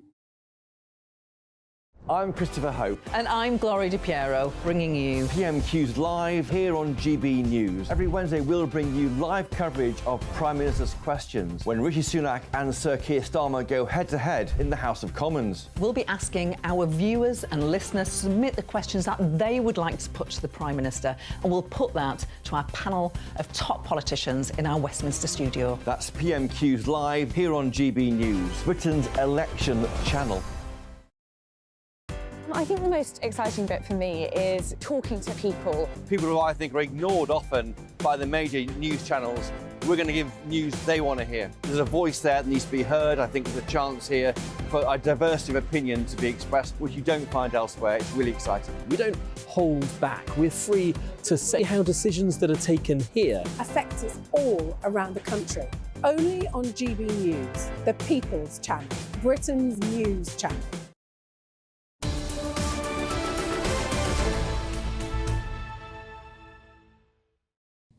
Thank you for joining us. 10:40. Michael says, I live in the Red Wall. I voted for Boris. The government got rid of him, so why would anyone listen to what he's saying now? After the next election is over, he will disappear, leaving this lot to carry on doing what they are doing now.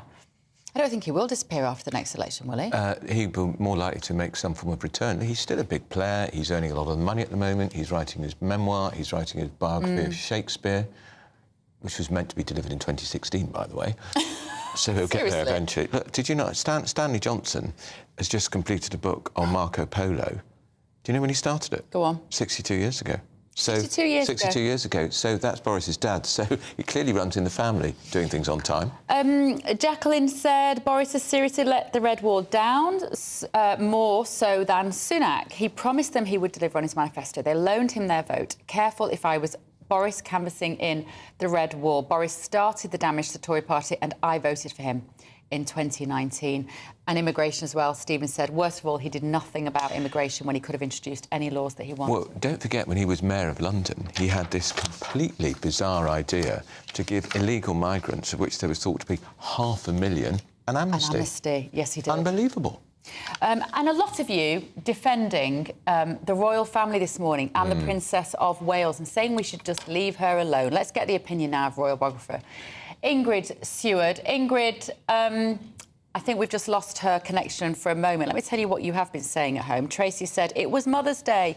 It was a photo of a mother and her children. It was. Why would she put up a recent photo when she isn't at her best? I wouldn't. You see, the thing is, Tracy, they told us the photo was taken by the Prince of Wales last week. On Friday. On Friday. So if it... I completely sympathise. If you aren't feeling at your best, you wouldn't want to be photographed, then tell us this is a photograph of us and let us know when it was. Say it was autumn 2023 or whenever it was, because we would absolutely understand. And that would have been consistent with their message, which was, you will not see the Princess of Wales until after Easter. She's not very well. And the fact that they capitulated, actually, and succumbed to that public pressure to see her, which is effectively what has got them into this mess in the first place. And it's because of all the lurid stuff on the internet, and lots of people are reading it now. Yeah. It's not just... It's not... Jeff... And, of course, the King has been much more open about it. We know he's got cancer. We know that. Yeah, and Jeff has said, I think we should all get off the princess's back. She's a credit to our country. She absolutely is, She's the best thing I think she's the best thing they've got. She is the best thing they've got. And they do need to protect her. For all of our sakes, because without her, I don't know what the royal family would look like. I genuinely don't know how much longer it would have left. Well, And we need them. We do, because what's the alternative? Boring, bland, grey, boring president. It's our national identity. Imagine President Blair, Theresa May standing down at the next election. He's President May. Can you imagine anything worse? Yes, boring. President Blair would be much worse. Yes, it would be. And Janet has said that was a beautiful photograph of Catherine and her beautiful children. I don't care that it had been altered. And of course it was a beautiful photo. They are a beautiful family. The trouble is, though, it was released, and then it is released as a news photograph. News photographers must never be manipulating their photographs. That's the point. Because it could be in a war zone. Remember Piers Morgan lost his job on the Mirror? Because there's a picture on the front of the Mirror which suggested that soldiers were bullying Iraqi prisoners. The photograph was doctored. So that's it. I'm not comparing it in any shape or form, but that is the principle by which that photograph has to be judged. It was released as a news photograph, and news photographs mustn't be manipulated because of the potential for abuse. I've written a piece about it on the GB News website, gbnews.com, if you want to have a little look at that. Up next, our churches facilitating bogus asylum claims. We're going to be hearing from one pastor who has some big things to say. He's very opinionated. Don't miss it. You're with Britain's Newsroom on GB News. Hello there, welcome to your latest GB News weather update. After a drier start across eastern areas, wet weather will push east through the rest of today. It will turn fairly breezy, but that will introduce milder air. So after a drier and fairly chilly start across eastern areas, we'll see skies cloud over and some quite persistent rain start to spread in from the west. The rain will be most heavy across parts of Wales, the Midlands, the Peak District, for example, as well, seeing some very heavy rain later on today. However, by this evening, some southwestern areas will start to see some drier and brighter weather. And here as well, we see the highest temperatures through this afternoon, highs of 13 or 14 degrees. But many areas will start to feel quite a lot milder throughout today as we see that southwesterly mild air being brought in from the Atlantic. The rain will push further north to become more restricted across parts of Northern Ireland, many areas of Scotland through tonight. And further south, it should stay cloudy but much drier. And with the strength of the breeze and how mild that air is, it is going to be quite a mild night tonight away from the very far northwest. Now, after that rain band pushes further north through Tuesday evening, it will sink further south through Wednesday, pushing into parts of northern England, North Wales through Wednesday afternoon. But it won't quite reach central areas of England, so it should stay dry across many central southern areas of England. South Wales as well will see the best of any drier weather through Wednesday. And here is where the temperatures will be higher, highs of around 15, possibly 16 degrees on Wednesday. But it will turn quite windy across the far north. Bye-bye. Tired of the usual focus-tested, pre-prepared Westminster runaround? Well, so am I. So you want higher taxes? Is your department to blame for this? Are you rethinking this policy? Every Sunday at 9:30, I'll be sitting down with those in power to get the truth about the issues affecting you. Let's be honest, we've known about the cost pressures of this project for years, not months. That's the Camilla Tominey Show, a politics show with personality. On GB News, the People's Channel, Britain's news channel. I'm Michelle Dewberry, and I'm not here to tell you what to think. I'd much rather hear what you have to say. So, send in your opinions to gbviews@gbnews.com. Keep them clean, and you never know, I might read them out. With my panel here on Jubes & Co, we debate, we get stuck into the issues of the day on a show where all views are welcome, especially yours. GB News, the People's Channel, Britain's news channel. 2024, a battleground year. The year the nation decides. As the parties gear up their campaigns for the next general election. Who will be left standing when the British people make one of the biggest decisions of their lives? Who will rise? And who will fall? Let's find out together. For every moment, the highs, the lows, the twists and turns. We'll be with you for every step of this journey. In 2024, GB News is Britain's election channel.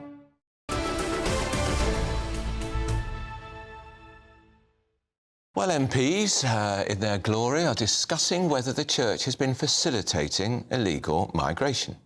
That's right. The Home Affairs Committee is investigating the role of churches in the asylum process after 40 men on board the Bibby Stockholm asylum seeker barge in Dorset converted to Christianity in order to remain in the UK. Of course they did. Joining us in the studio now is no stranger to this programme, Pastor Dwayne Lopez. Pastor Dwayne, now we talked to you before when you were harassed, putting it mildly, by the police because you were preaching in the street near your church in London. You obviously, you go out there, part of your outreach is to embrace, you want to convert people. So should you be welcoming the fact 40 asylum seekers on this barge apparently saw the light? Yeah. So let's be clear with this issue that we're speaking about, because there's a difference between real conversion, and there's a difference between false conversion. And obviously, when we see real conversion, people really giving their life to Jesus, really changing, really coming to salvation, we applaud that. But what we are seeing clearly, as the evidence points, is a lot of false conversion, where they're using Christianity as a loophole to stay in the country. And I believe that the church should stand against lies and deception. How could you possibly tell, though, Dwayne, playing devil's advocate, how could you know if these people have or have not decided to turn to Christianity? Well, simple, but we can do a little conversion test. So we have to ask questions. So we have to find out what was they like before meeting Jesus Christ? How did they actually meet with Jesus Christ? How have their life changed after meeting Jesus Christ? And they have to denounce the lifestyle they were living before and live the lifestyle of Christianity. So Jesus says, you know them by their fruit. So there has to be some fruit inspection before we can just say, yeah, they're a Christian. But they're not going to turn around and say, well, my human rights lawyer said it would be a really good idea if I suddenly became Christian. They're not going to tell the truth, are they? So with this topic, because there is church issues and there's Home Office issues, so we as the church should focus on church issues, which is loving, caring, evangelising, and leave immigration issues straight to the Home Office. So we love them, but we say, you know what, you could go to the Home Office, but we're just here to love, serve and evangelise and spread the gospel of Jesus Christ. There's an irony for me in all of this, Dwayne, because we've got the Church of England young bishops, there's 26 of them in the House of Lords, who are leading the charge against the Rwanda bill. Now, whether you agree with the idea of taking illegal migrants to Rwanda or not, that is the government's best offering to try to curb illegal migration. So they're trying to block that, trying to destroy it, and yet at the same time they are conniving, in my view, in asylum seekers telling lies about their Christian conversion so they can stay here illegally. Yes, so we as the church should be against all form of lies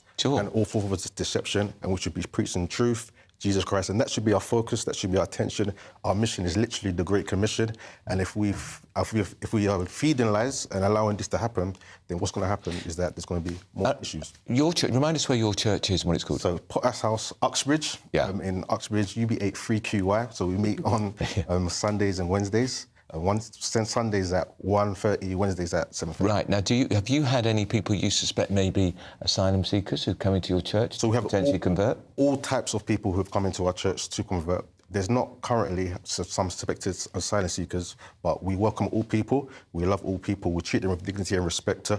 But we're not going to allow a facility of people coming to our church just to stay in the country. We'll just say this. What would you do if you had a couple who you think are asylum seekers and they say, Pastor, I want to convert? How long would it take them to do that? Yes, so we welcome everyone who wants to convert and give their life to Jesus Christ. And if they want to do that, that's fine. And that will be our focus, and there has to be a process of discipleship that needs to take place. But regarding any Home Office issues, we say you have to go to the Home Office. What kind of... where do you think Christianity is at the moment in this country? Is it experiencing a little rise in popularity, or we hear often that churches struggle to get people through the door? I believe that this is a Christian country and we need to preserve our Christian heritage, because if we do not preserve a Christian heritage, then what's going to happen is that other beliefs, other religions, other systems are going to take over, and as a result, we can see this being taking place. So what we need to do is come back to the Bible, come back to Christianity and preserve it. Otherwise, we're going to see a decrease like we see now.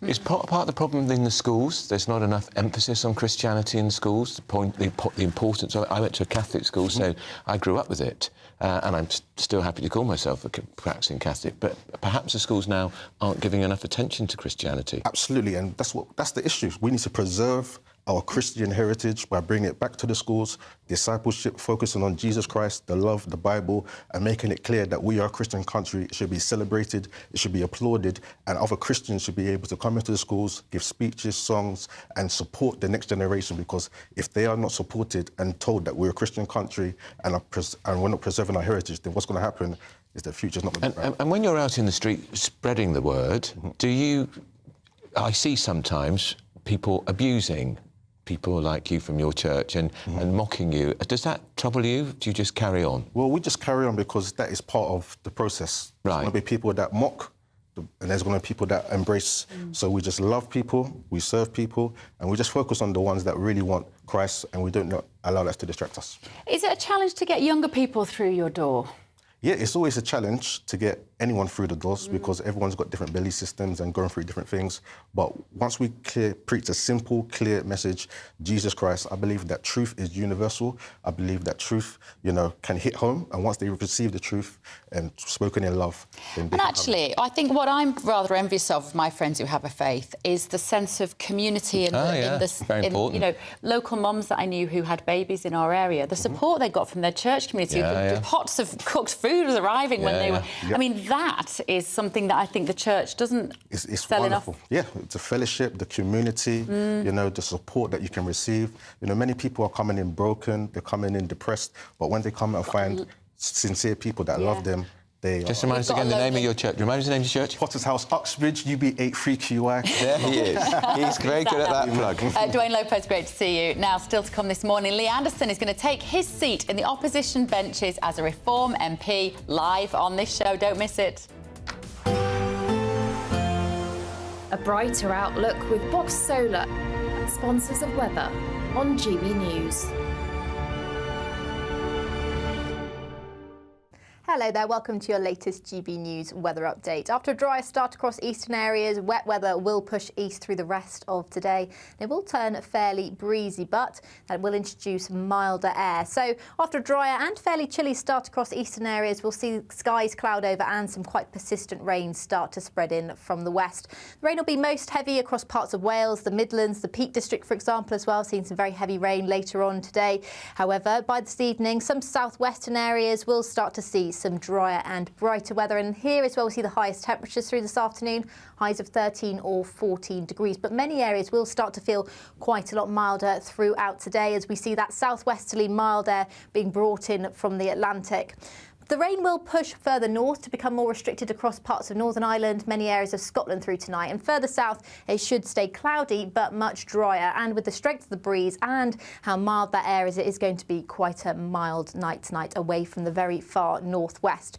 Now, after that rain band pushes further north through Tuesday evening, it will sink further south through Wednesday, pushing into parts of northern England, North Wales through Wednesday afternoon, but it won't quite reach central areas of England, so it should stay dry across many central southern areas of England. South Wales as well will see the best of any drier weather through Wednesday, and here is where the temperatures will be higher, highs of around 15, possibly 16 degrees on Wednesday, but it will turn quite windy across the far north. Bye-bye. That warm feeling inside from Boxed Boilers, sponsors of weather on GB News.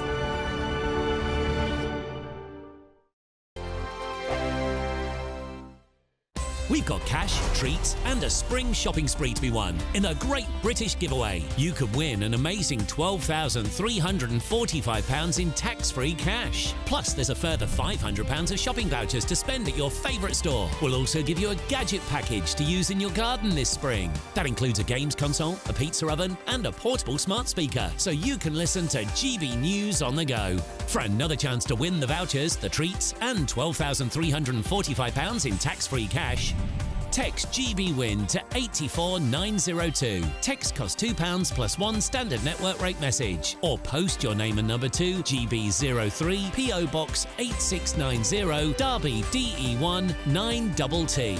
UK only. Entrance must be 18 or over. Lines close at 5 p.m. on Friday the 29th of March. Full terms and privacy notice at gbnews.com/win. Please check the closing time if watching or listening on demand. Good luck. GB News is the home of free speech. We were created to champion it, and we deliver it day in, day out. Free speech allows us all to explore and debate openly the issues most important to us, our families, and of course, the British people. Having challenging conversations to enlighten each other. Which is why we hear all sides of the argument. We are the People's Channel. We will always stand by the freedom to express yourself. On TV, radio and online. This is GB News, Britain's news channel. I'm Christopher Hope. And I'm Gloria Di Piero, bringing you PMQs live here on GB News. Every Wednesday we'll bring you live coverage of Prime Minister's questions when Rishi Sunak and Sir Keir Starmer go head-to-head in the House of Commons. We'll be asking our viewers and listeners to submit the questions that they would like to put to the Prime Minister, and we'll put that to our panel of top politicians in our Westminster studio. That's PMQs live here on GB News, Britain's election channel. I'm Michelle Dewberry, and I'm not here to tell you what to think. I'd much rather hear what you have to say. So, send in your opinions to gbviews@gbnews.com. Keep them clean, and you never know, I might read them out.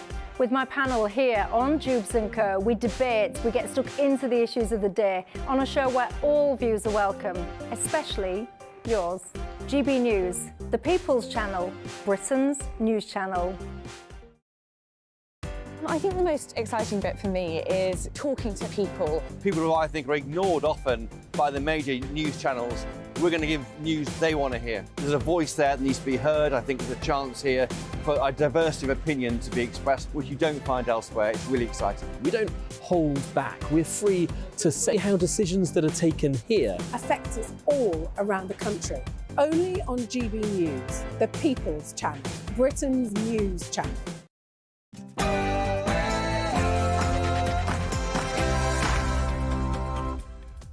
11 a.m. on Tuesday, the 12th of March. This is Britain's Newsroom on GB News with Andrew Pearce and Bev Turner. Thank you for joining us this morning. So more turncoat Tories Will more Conservative MPs follow Lee Anderson's lead and join Reform UK today? We're going to see Lee crossing the House in just a moment. And is Boris Johnson really going to make a comeback, as one newspaper suggests? They say he's going to campaign for the Tories in red wall seats before the election. And return the money. The Tories' biggest donor apologises after saying that former Labour MP Diane Abbott made him want to hate all black women and should be shot. He's apologised. Soft on criminals, you bet. The Justice Secretary Alex Chalk is allowing low-level offenders to be released up to 2 months early to relieve overcrowding in jails in England and Wales. By the way, there are 11,000 foreign prisoners in those very prisons. And Cheltenham Festival begins, the 4-day event, one of the biggest meetings in the UK's National Hunt horse racing calendar, is underway. Our reporter Jack Carson is there. Well, over 250,000 spectators are set to come here over the next 4 days. As all the action at Cheltenham kicks off, I'll have the latest for you.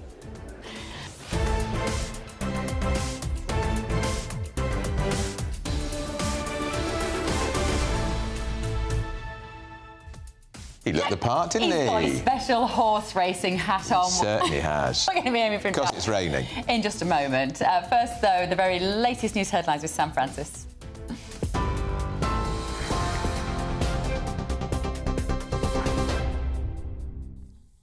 Bev, Andrew, thank you very much. Good morning from the newsroom. Just coming up to 2 minutes past 11, the top story this hour. New gas power plants will be built to protect Britain's energy security. That's despite concerns over the potential impact on climate change. The government says the new stations are needed to avert potential blackouts and provide a backup for the growing electric economy. It's understood they'll replace existing facilities, many of which are old and due to be retired. The Prime Minister insists the UK's net zero plan is still on track, but says it must be met in a sustainable way.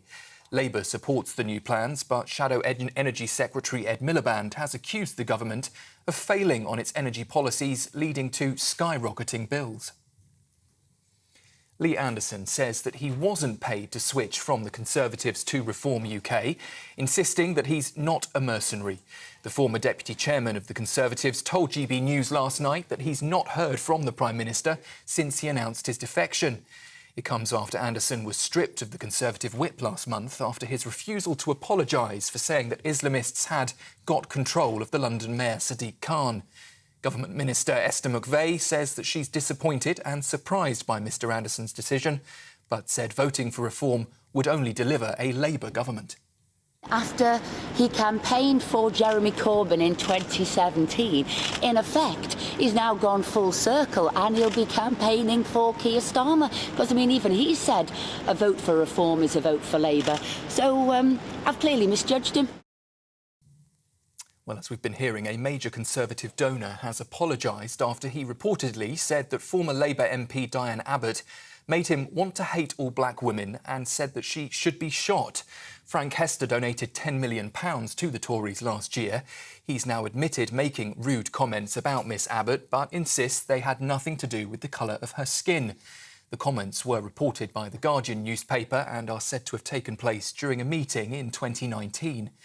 Mr Hester says he's deeply sorry, adding that he has now telephoned Miss Abbott to apologise directly for the hurt that he has caused her. Labour and the Liberal Democrats have now called on the Conservatives to return his donations. Some criminals will be released early because of a lack of space in overcrowded prisons. It means prisoners serving sentences of less than 4 years could be let out early. Labour says the move is completely unacceptable and they've vowed to build new prisons if they win the general election. However, the Justice Secretary says it's a temporary measure which is needed to alleviate unsustainable pressure on the prison system. Hundreds of families fear that they may have been given the wrong ashes from a chain of funeral homes. Police say more than 350 relatives who used legacy independent funeral directors have contacted them about concerns. It comes after 34 bodies were removed following reports about how the dead were being treated at 3 branches in Hull. We understand 2 people have now been arrested on suspicion of a number of offences. Andrew Tate has been arrested in Romania on a UK warrant which could see him extradited here to face trial. It comes after lawyers representing 4 of his accusers informed British police that he was planning to flee the country. Tate and his brother Tristan are accused of committing sexual offences between 2012 and 2015. Those allegations they have both rejected. The 37-year-old and 35-year-old are also facing rape and human trafficking charges in Romania, where they both live. They have also denied those charges. The government has unveiled new plans to improve food labelling in a bid to support British farmers and, they say, to empower shoppers. Under the proposals, labels will have to give clear indications of a product's country of origin. It includes pork, chicken and egg packaging that will also have to include mandatory animal welfare information to show whether the products meet or exceed UK regulations. Well, the move comes as part of the consultation between the Department for Environment, Food and Rural Affairs, which is running until the 7th of May. And finally, the singer and songwriter Eric Carmen has died at the age of 74. He rose to fame as part of the pop group The Raspberries, but it was this track that carved him a place in popular culture.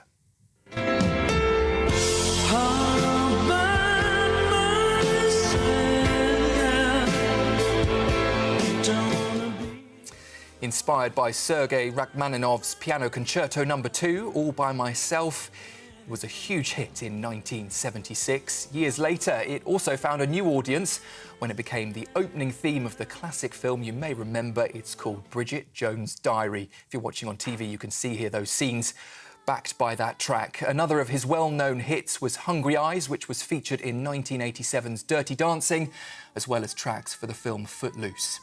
His death was announced by his wife, Amy, who said it brought her husband great joy to know that his music had touched so many. Those are the headlines. More in the next half hour. In the meantime, you can sign up to GB News Alerts by scanning the code on your screen or go to gbnews.com/alerts.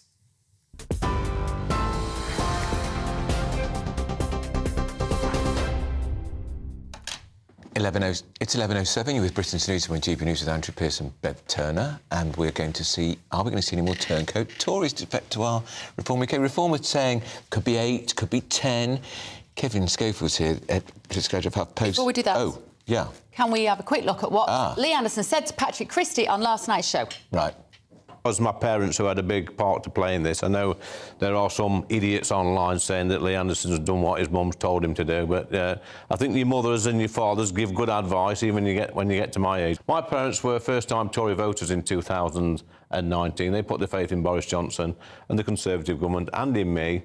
But 4 years later, they feel like they've been let down, that the Conservative Party have not delivered on their promises, and they think it's time for change. Now, we know he's relaxed at GB News because this is his home, really, isn't it? Let's be honest. But I'm sure Lee Anderson should have put his tie on, Kevin Schofield, sat up a bit straightly. He'd had a long day, hadn't he? But this is the problem with him. He's a little bit of a liability. Yeah, I mean, we're just saying that the press conference I didn't think went very well for him yesterday. It looked quite amateurish. It did. Flags in the wrong place. Flags in the wrong place, right in front of his face as he got up to speak. He seemed was quite short-tempered. The chemistry, I think, between him and Richard Tice didn't look great either, so that's one to keep an eye on. I mean, look, it's a start-up party, isn't it? They're going to be relying a lot of the time on volunteers from the good of their heart, trying to get this movement up off the ground. I think we have to give them cut them a bit of slack, shouldn't we? No. Yeah, well, no, but I mean, they are still looking for people's votes, and you do have to put on a professional air, and you know, especially if they're trying to attract 8, 9 Tory MPs to come over. Any Tory MPs watching that, are they going to think, I want to throw a lot in with them? I was in the Commons yesterday afternoon, Portcullis House, Kevin, and I was talking to some MPs, and they were mocking the press conference. I said, well, don't laugh too loud, because come the May elections, if they're terrible, the local elections, more of your number could defect because they start panicking. It could become more attractive a prospect. If you think it's your last hope of hanging on to your seat, then you might just think, why not? And nothing concentrates in MPs' mind, in my view, than their own survival prospects. Absolutely. It's all they're talking about now, really, when you think about it. They're looking at the opinion polls and, you know, they're seeing the same numbers as we are. The numbers for the Conservatives are dreadful. And you're right, May could be a real pressure point. What about the pressure on Lee Anderson to fight a by-election? We go back to 2014, 2 Tory MPs defected to UKIP. They fought by-elections, which they won. Yeah, Lee Anderson is on the record as saying he thinks people who've done just what he did should face a by-election or worse. He voted for it. There was a private member's bill came forward basically saying that anyone who defects during a parliament should be recalled, basically subject to a recall petition, which could lead to a by-election. And there was only 55 voted for it, and he was one of them. We had Lord Colville Ranger in here earlier, Kevin, and he said it's all still to play for with the election. I don't know where they're going to find this bounce in the polls. Where is it going to come from, though? Well, I mean, we've seen all these events which were supposed to give them a launchpad Conservative Party conference. Obviously, that didn't happen. Start of a new year, sometimes no sign of it. The budget last week sort of crashed on takeoff. It's like Pancake Day. It was just so flat. Every poll which has come out, you know, pretty much the last 18 months has just shown the gap getting wider and wider. And, you know, I mean, he's very much in the minority. There are very few Conservative MPs, if any, that you speak to now think they've got any chance. But in the meantime, Labour aren't doing brilliantly. They're not winning over the electorate with the dazzling rhetoric of Keir Starmer or some, you know, mind-blowing policies. I suppose they think they don't need to. Safety first. Well, they are taking a very safety-first approach, which is fine. It might get them into power, but it means that once they are in power, they've not got a lot of political capital behind them, you know, and I think apathy could be the main story of the election. If you look at the turnout come the election, it could be really telling. It could be pretty low. You're right, there's no great enthusiasm for Labour, but there's definite... I think people are just a bit bored and fed up with the Tories and want them out. What do you make of this front page in the Times? We talked about this a lot. I'm very cynical about this. Just if people watching, if you're on the radio, this is the headline on the Times. Johnson to join election campaign Red Wall, front page of the Times. It felt to me like a number 10 plant to say Boris is going to be fighting in the Red Wall to try to stay the hands of maybe Tory MPs who are thinking of defecting, because pointedly there's no confirmation from Boris about that, and I've not heard that Boris and Rishi are talking on the phone very much. Well, even the story itself says that they wouldn't be able to share a platform together, so that doesn't suggest that they're terribly close either. I guess from the Prime Minister's point of view as well, there's a real risk of Boris Johnson overshadowing him if he was out on the campaign trail. But, you know, I spoke to someone close to Boris last night who thought that the story had been overwritten somewhat. He was pouring cold water on it, saying, yeah, obviously he's still a Conservative, he'll support the party, but this idea that he's going to be going out campaigning strongly in the Red Wall, I think, is... Won't he do what other former Prime Ministers or leaders have done? They support their mates. Mrs T, Mrs Thatcher used to go on the campaign trail and she would support people like the MP for Romford, Andrew Rosendale, supporters of her. She would support hand-picked people that she liked and wanted to support rather than doing a big thing for the party generally. Yeah, and obviously that would then tie in with the Red Wall. So a lot of the Red Wallers are obviously big Boris Johnson fans, so they would quite like to see him out and about. But are they still?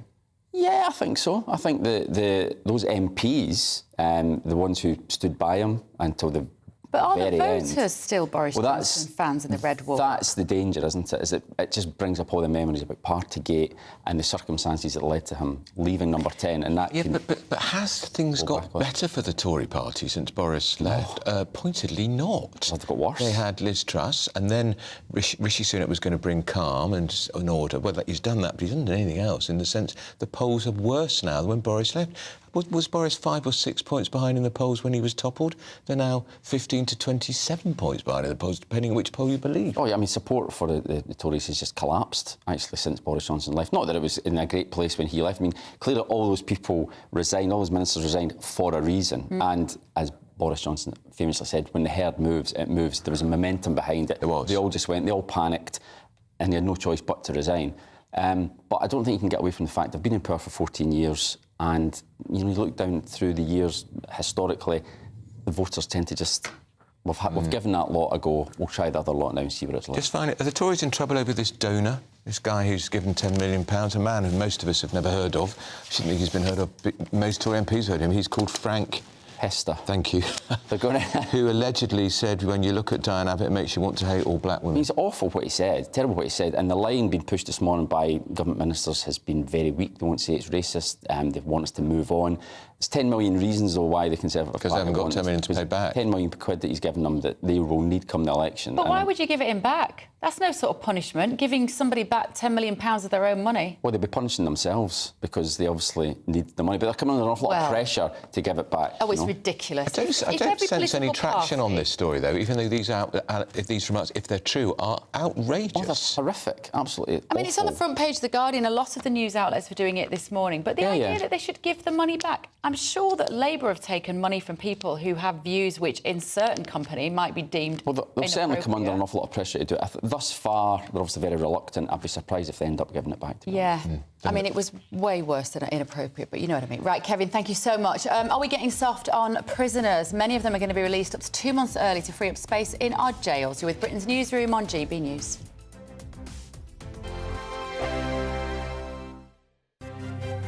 GB News Breakfast. Every day from 6 a.m. Absenteeism.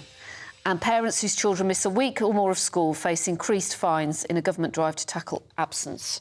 This is another one of those government policies which has done nothing to improve the education of our children. In fact, since this was originally introduced some 10 years ago, the educational standards for our children, the 11-year-olds who can't read when they go up to primary school, have got worse and worse and worse. So it's not working. So what do? They just increase the fine, like that may make it work. Most of the parents who get fined are taking their kids out so they can take them on a holiday before the holiday companies push the prices up. And frankly, as a parent, if I've got a £600 discount on my holiday versus a £60 fine, I'm going to go for the £60 You'll suffer fine. the fine. Yeah. Let's not forget the other huge absence that children had recently during COVID. Schools were closed for months and months on end. Online learning was really not making up for that.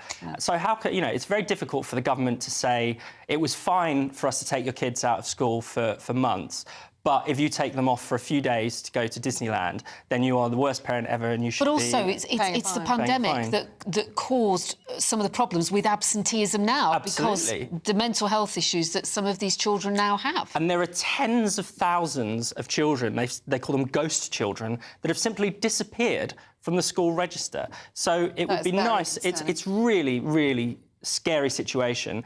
I'm not saying that the government is, taking great measures. Well, I think one of their plans is to have a national register, which would help with that. Which would definitely help. But I think they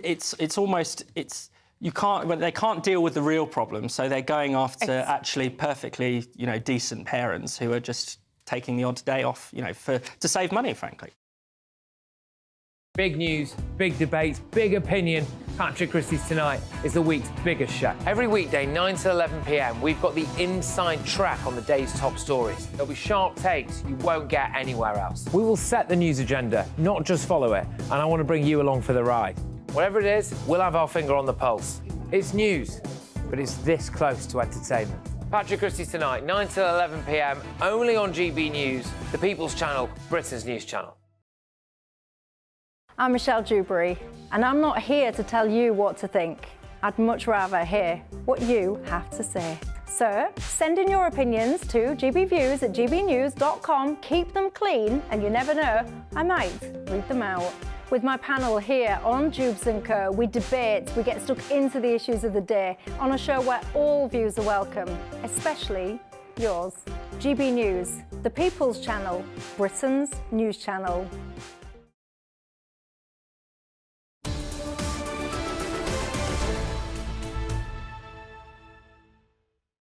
It's 11:20 with Britain's Newsroom on GB News with Andrew Pearce and Bev Turner. The Tories' biggest donor has apologised after saying that former Labour MP Diane Abbott made him want to hate all black women and should be shot. Earlier we spoke to Tory peer Lord Culvia Ranger. Here's what he had to say.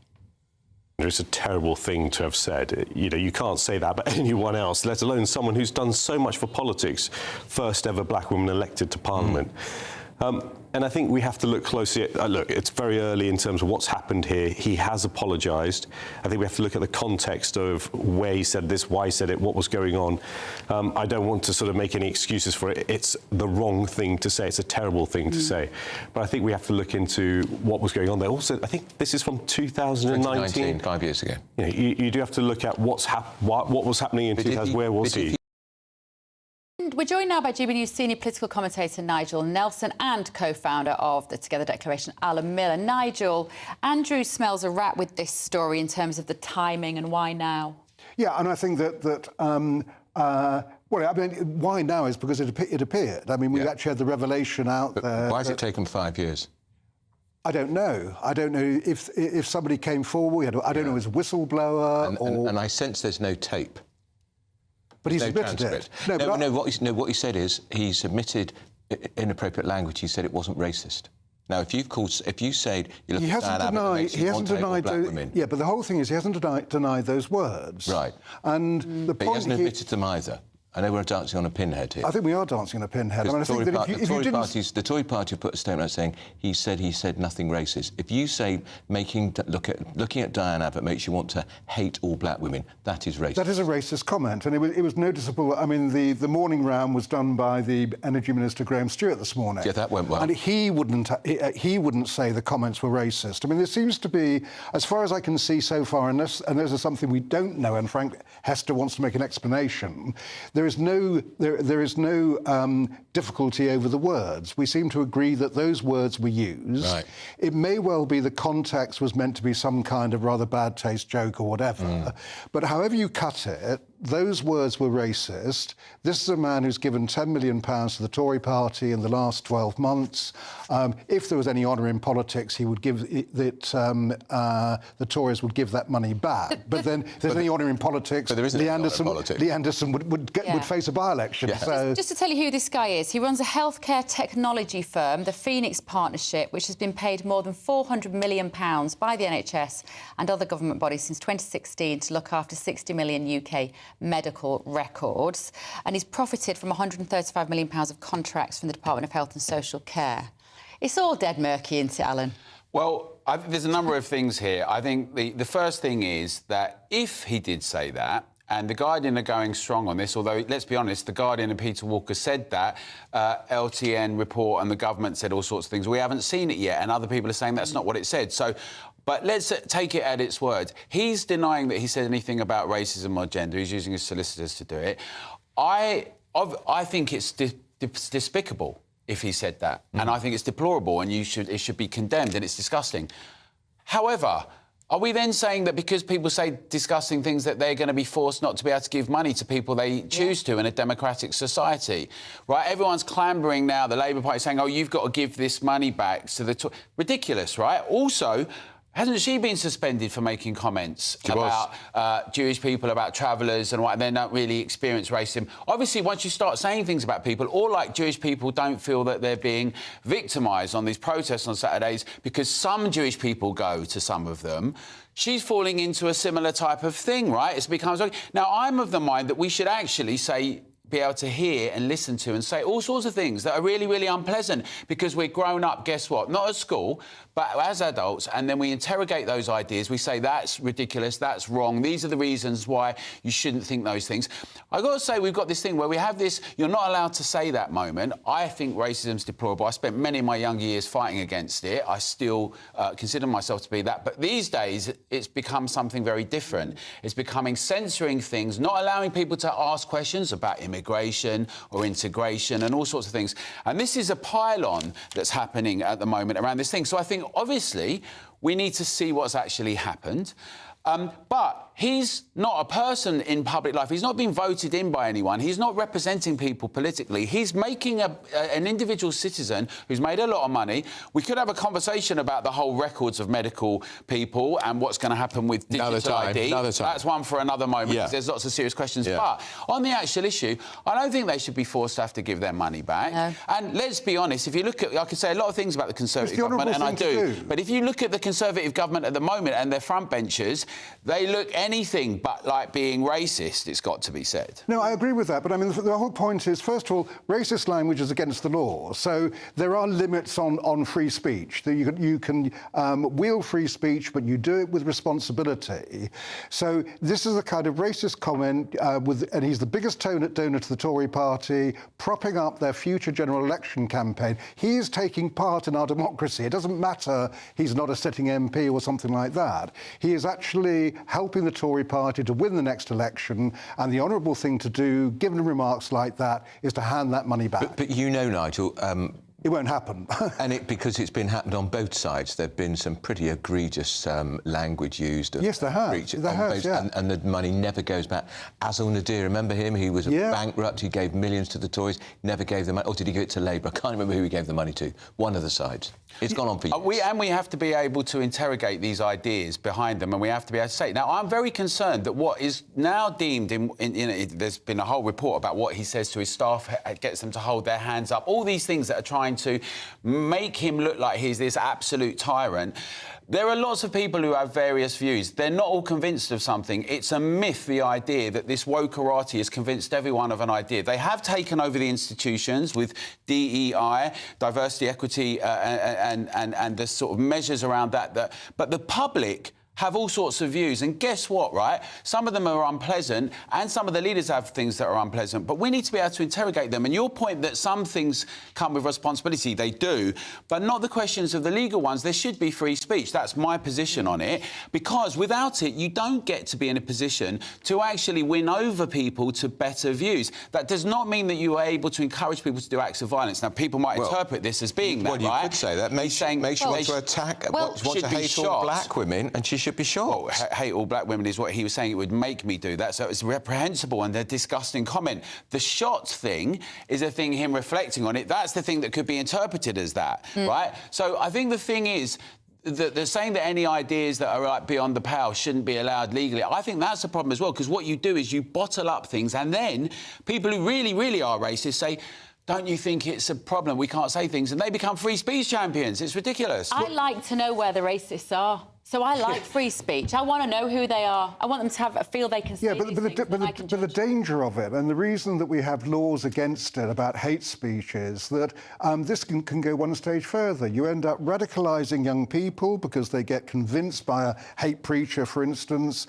That leads them to terrorist actions. The whole thing can escalate. Well, and that's why these laws are there. My issue with Diane Abbott's response this morning, and it is a ridiculous thing to say, if that's what he said, Diane Abbott makes you want to hate all black women.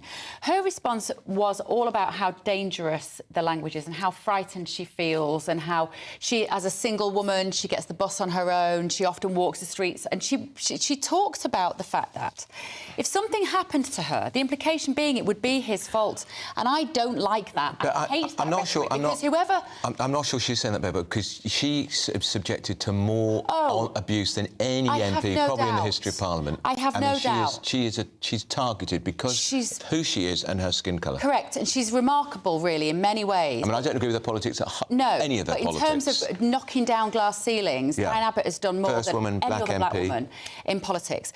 But this rhetoric around the fact that, you know, this kind of language makes her life more dangerous. What makes her life more dangerous is the individuals that carries out a violent act and the lack of policing of that person. Well, that's really important. Can I just say on this thing as well, the idea that we're all these ready to be taken over by, like, these extremist, terrible ideas that in Britain, and they talk about the white working class like this all the time, like somehow we're Nazis everywhere, ready to come out with these terrible things. It's utterly patronising and it's disgusting.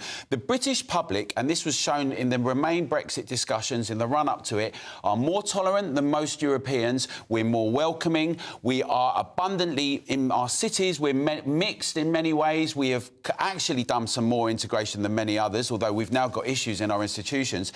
And actually, as a little disclaimer, she's my MP, right, in my constituency. Now, the thing is, there's some things about Diane Abbott that I've really loved over the years, and there's some things that I really dislike about what she says. It's horrible remarks and comments. But I think we're in risk of... No, it's exactly what you're saying, Nigel. You've exactly hit the thing on the head. All these people that run the risk of being turned into something else, as though we don't have our ability to discriminate ourselves with our ideas, to work things out, actually give the people the benefit of the doubt. And the majority of people are really decent.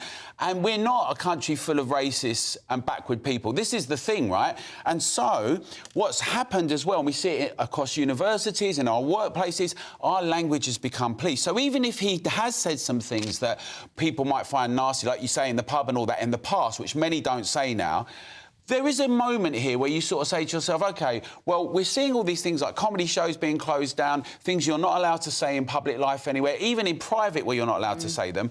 there's a backdrop to all of this, and it really doesn't solve the problem that you're addressing, right? Which is if people have got problematic ideas or things we'd like to convince them of, how do we best do that? Well, you only do that by hearing them and thrashing them out. I think you're absolutely right, Alan, that the British people are not basically racist. There are some racists there, as we know, the majority certainly not. And I get quite a lot of abusive stuff on social media, but very little of it I would actually classify as racist. The fact that this makes such a major news story is because it's rare. And here is somebody in a senior position who gets masses of taxpayer money in government contracts and donates to the Tory party and says things like that. It's for saying that, for being exceptional, that he should not be a donor any longer to the Conservatives. And you think he has to give the money back? Pardon? I think the Tory... I think the Tories have to give the money back. I think the Tories should give the money back, yes. OK, thank you both. Great discussion. Alan Miller, Nigel Nelson. Right, it's time for the news headlines. More to come from us in just a moment. Here's Sam Francis.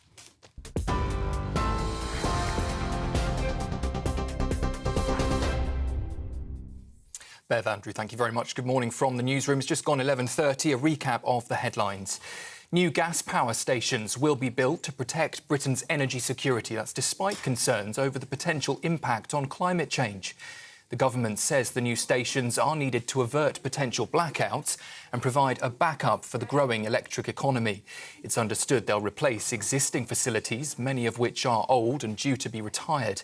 The Prime Minister insists the government's net zero plan is still on track, but says it must be met in a sustainable way. Labour, meanwhile, is supporting the new plants, but Shadow Energy Secretary Ed Miliband has accused the government of failing on its energy policies, leading to high bills.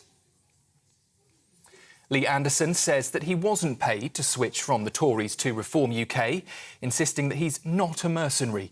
The former deputy chairman of the Conservatives told GB News last night that he's not heard from the Prime Minister since he announced his defection. It comes after Anderson was stripped of the Conservative whip last month over his refusal to apologise for saying that Islamists had got control of the London mayor. Government Minister Esther McVey says that she's disappointed and surprised by his decision, but said voting for reform would only deliver a Labour government. After he campaigned for Jeremy Corbyn in 2017, in effect, he's now gone full circle and he'll be campaigning for Keir Starmer. Because, I mean, even he said a vote for reform is a vote for Labour. So I've clearly misjudged him. As we've been hearing from Britain's newsroom, a major Conservative donor has now apologised after he reportedly said that MP Diane Abbott made him want to hate all black women and that she should be shot. Frank Hester donated £10 million to the Tories last year. He's now admitted to making rude comments, but insists they had nothing to do with the colour of her skin.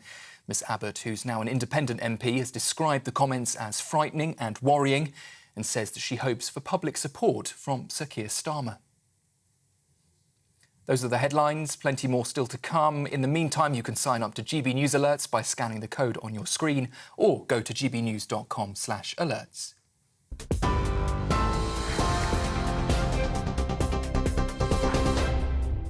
For exclusive, limited edition and rare gold coins that are always newsworthy, Rosalind Gold proudly sponsors the GB News Financial Report. And here's a look at the markets this morning. The pound will buy you $1.2796 and €1.1703. The price of gold is currently £1,699.54 per ounce, and the FTSE 100's at 7,751 points. Rosalind Gold proudly sponsors the GB News Financial Report. Up at noon, they're here. Good afternoon, Britain, with Tom and Emily. We are indeed. Tell us more. We've got a huge amount on this show. Go on, rattle off the 5 stories, our 5 top stories today. Of course, Lee Anderson's crossing the floor. The government's majority elected at 80. It's now 46. Amazing, isn't it? Incredible drop in the size of the government's majority. But that's not all. Of course, there's the Diane Abbott debacle and whether or not Keir Starmer has done enough to support her. Of course, she's suspended as a Labour MP for her own comments that were described as racist. But she's still in the Labour Party, of course. Still a member, but not with the whip. Sure. Slightly complicated situation. We've also got these prison releases 2 months early because they're all full. And, of course, 1 out of 5 adults not looking for work. And former Darlington priest saying that essentially there was a fixer who would bring him 6 or 7 asylum claims to the church, and most of them had already been rejected for asylum at one point or another. This, of course, is what's going on with the Home Affairs Committee today. All this conversation over Christian conversions will find out just how deep this problem is. And this is all against a backdrop of apparent blackouts the country is going to be facing unless we build more gas power stations. Honestly, there is so much to go on today. Have the Tories only just noticed there might be blackouts? So they're announcing in the 14th year of government that they're going to replace some of these ageing power stations. Rishi Sunak in the Telegraph today saying that Labour's policy is a fantasy, no gas by 2030 is absolute madness, they're in the pockets of Just Stop Oil, etc, etc. So this is a political move. But there has been a huge battle within government on this for a long time. And Claire Coutinho, the new Energy Secretary, she only got in, when was it, just before Christmas. I know that she's been pushing internally for a different approach to net zero. And this speech today, she's making it in around 20 minutes' time. Perfect time for your show. Big shift in the way that the government approaches these things, embracing gas and being a little bit more sceptical towards intermittent energy supplies. Bright Emily woman. and Tom. Like the windmills. 12 till 3. For now, though, you've still got a little bit more of Britain's newsroom to go. Don't go anywhere.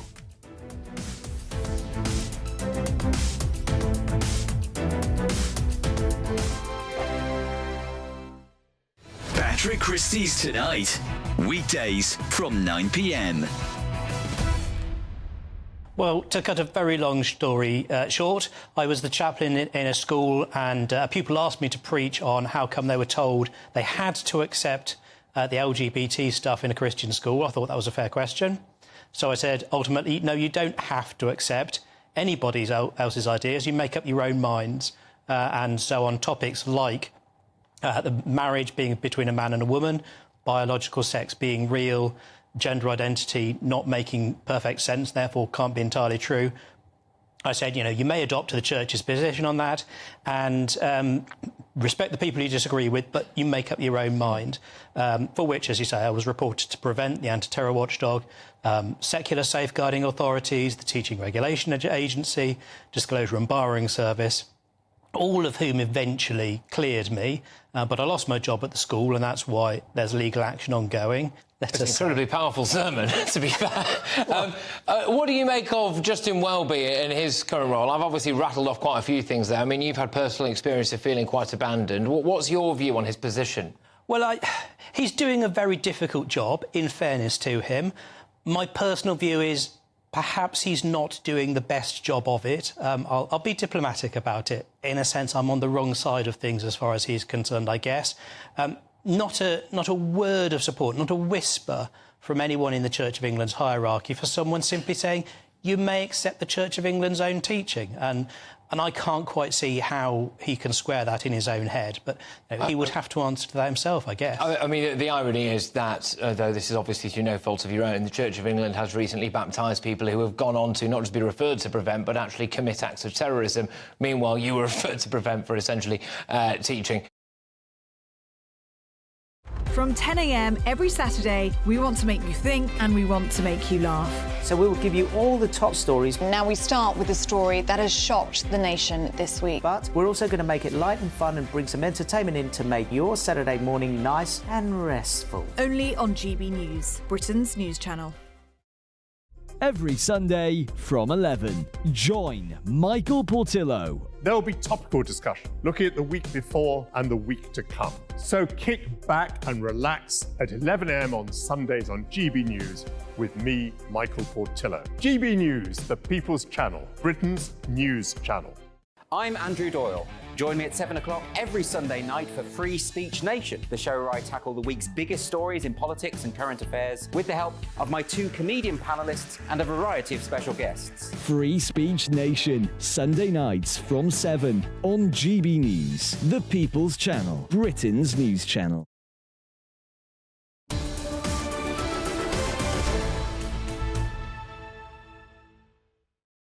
11:38, you're with Britain's News on GB News with Andrew Pearson, Bev Turner. Lots of people could be emailing in, Bev. You have all been getting in touch at home. This is about Lee Anderson joining Reform from the Tories. We know that a lot of you at home are big fans of what Reform stand for. Keith says, well done, Lee Anderson. He represents the morals, principles and values of the majority of people in the UK, particularly in areas like where I am in County Durham. It's a laugh to think the Tory party can engage with us by bringing back Boris. They've got no chance. From everyone I know here, Reform will clean up at the next election. Not everyone agrees, though. Gary says, another one defecting from his constituents. What about those people who voted for him? He's letting them down. That means he's not fit to be an MP. And, of course, he does support the idea that if you switch sides, you have to put it to the voters. But, of course, that would cost the voters, the taxpayer, £240,000. That's what a by-election costs. And he said yesterday, well, if there's a May election, he said to us on this show, if there's a May election, why would I waste all that money standing now in March when it's only going to be in a few weeks' time anyway? Although, looking at the polls... Come on, Lee. And looking at the fact we're technically in recession, who's going to call a general election right now? Sandra, who is in Whitehaven, a place that is very dear to my heart after being there last by the way, Sandra, I thought it looked gorgeous on the television. Oh, it's fabulous there, up in Cumbria. And Sandra says, I will not vote for the Conservative Party, even if they brought Boris back. Interestingly, in the evening recording in Whitehaven of Michelle Dewberry's shows and Nigel's shows that night, when Michelle asked the room who will vote for Reform, nearly every hand in that room went up. Amazing. It's a very interesting demographic of people who feel that neither Labour nor the Conservatives represent their interests. There was a letter in the Daily Telegraph today saying the Tory official spoke's response is if you vote for Reform, you're going to get a Keir Starmer Labour government. And they said, well, why are people voting for Reform? Because the Tories haven't delivered on illegal migration or legal migration. They're not cutting taxes. And if you're a pensioner, you got nothing in the last budget or the last autumn statement. Nothing at all. Barry says, I voted for Boris in the Red Wall, but I would not bother voting for Tory again. Jeff said, I'd compare Boris to the famous Groucho Marx quote, I have principles, and if you don't like those, then I have others. Yeah, somebody else made that point, though, didn't they? Said Boris has got flexible principles. Said he was ideologically flexible. That's right. Which is very much damning with faint praise. Frank says, apart from his other failures breaking Britain, he did not deliver the Brexit wanted by the Red Wall, so even if he came back, they would vote Labour. And Lee Anderson's got an interesting constituency because there's a huge independent vote up there. They've got many of the councillors on the local authority, so it will be a real big three-way fight now between Lee Anderson, Labour, the Independents and the Tories. That's a four-way fight.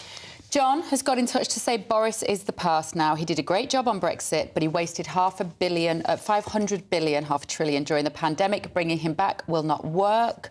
Sally, I stopped being a Conservative member once they got rid of Boris. Partygate was mostly the civil servants, the same group of people that tried and was successful in certain things to do, but with getting Brexit not getting done, I would vote for Boris, but not weak Rishi.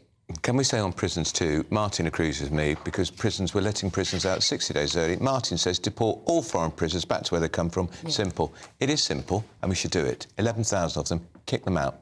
Still to come. Giddy up! Is that what you say these days about horses? I've got to be something else. It's the biggest day in the horse racing calendar. We're going to be joined by our reporter, Jack Carson, who is sporting a very nice hat for the occasion. Don't miss it. It's at Cheltenham races.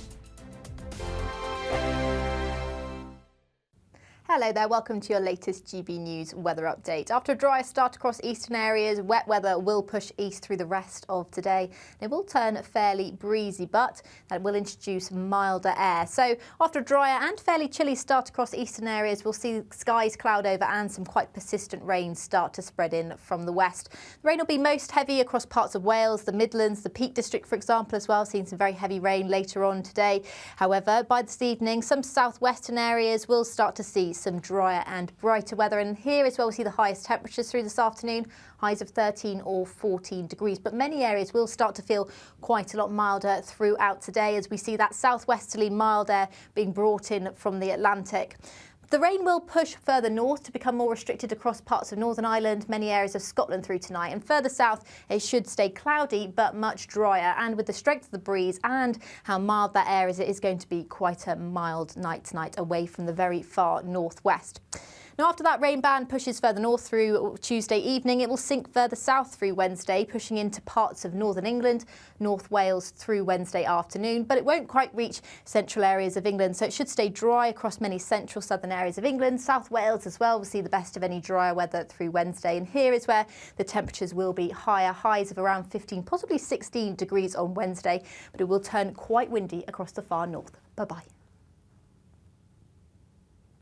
I'm Christopher Hope. And I'm Gloria Di Piero, bringing you PMQ's Live here on GB News. Every Wednesday we'll bring you live coverage of Prime Minister's questions when Rishi Sunak and Sir Keir Starmer go head-to-head in the House of Commons. We'll be asking our viewers and listeners to submit the questions that they would like to put to the Prime Minister, and we'll put that to our panel of top politicians in our Westminster studio. That's PMQ's Live here on GB News, Britain's election channel.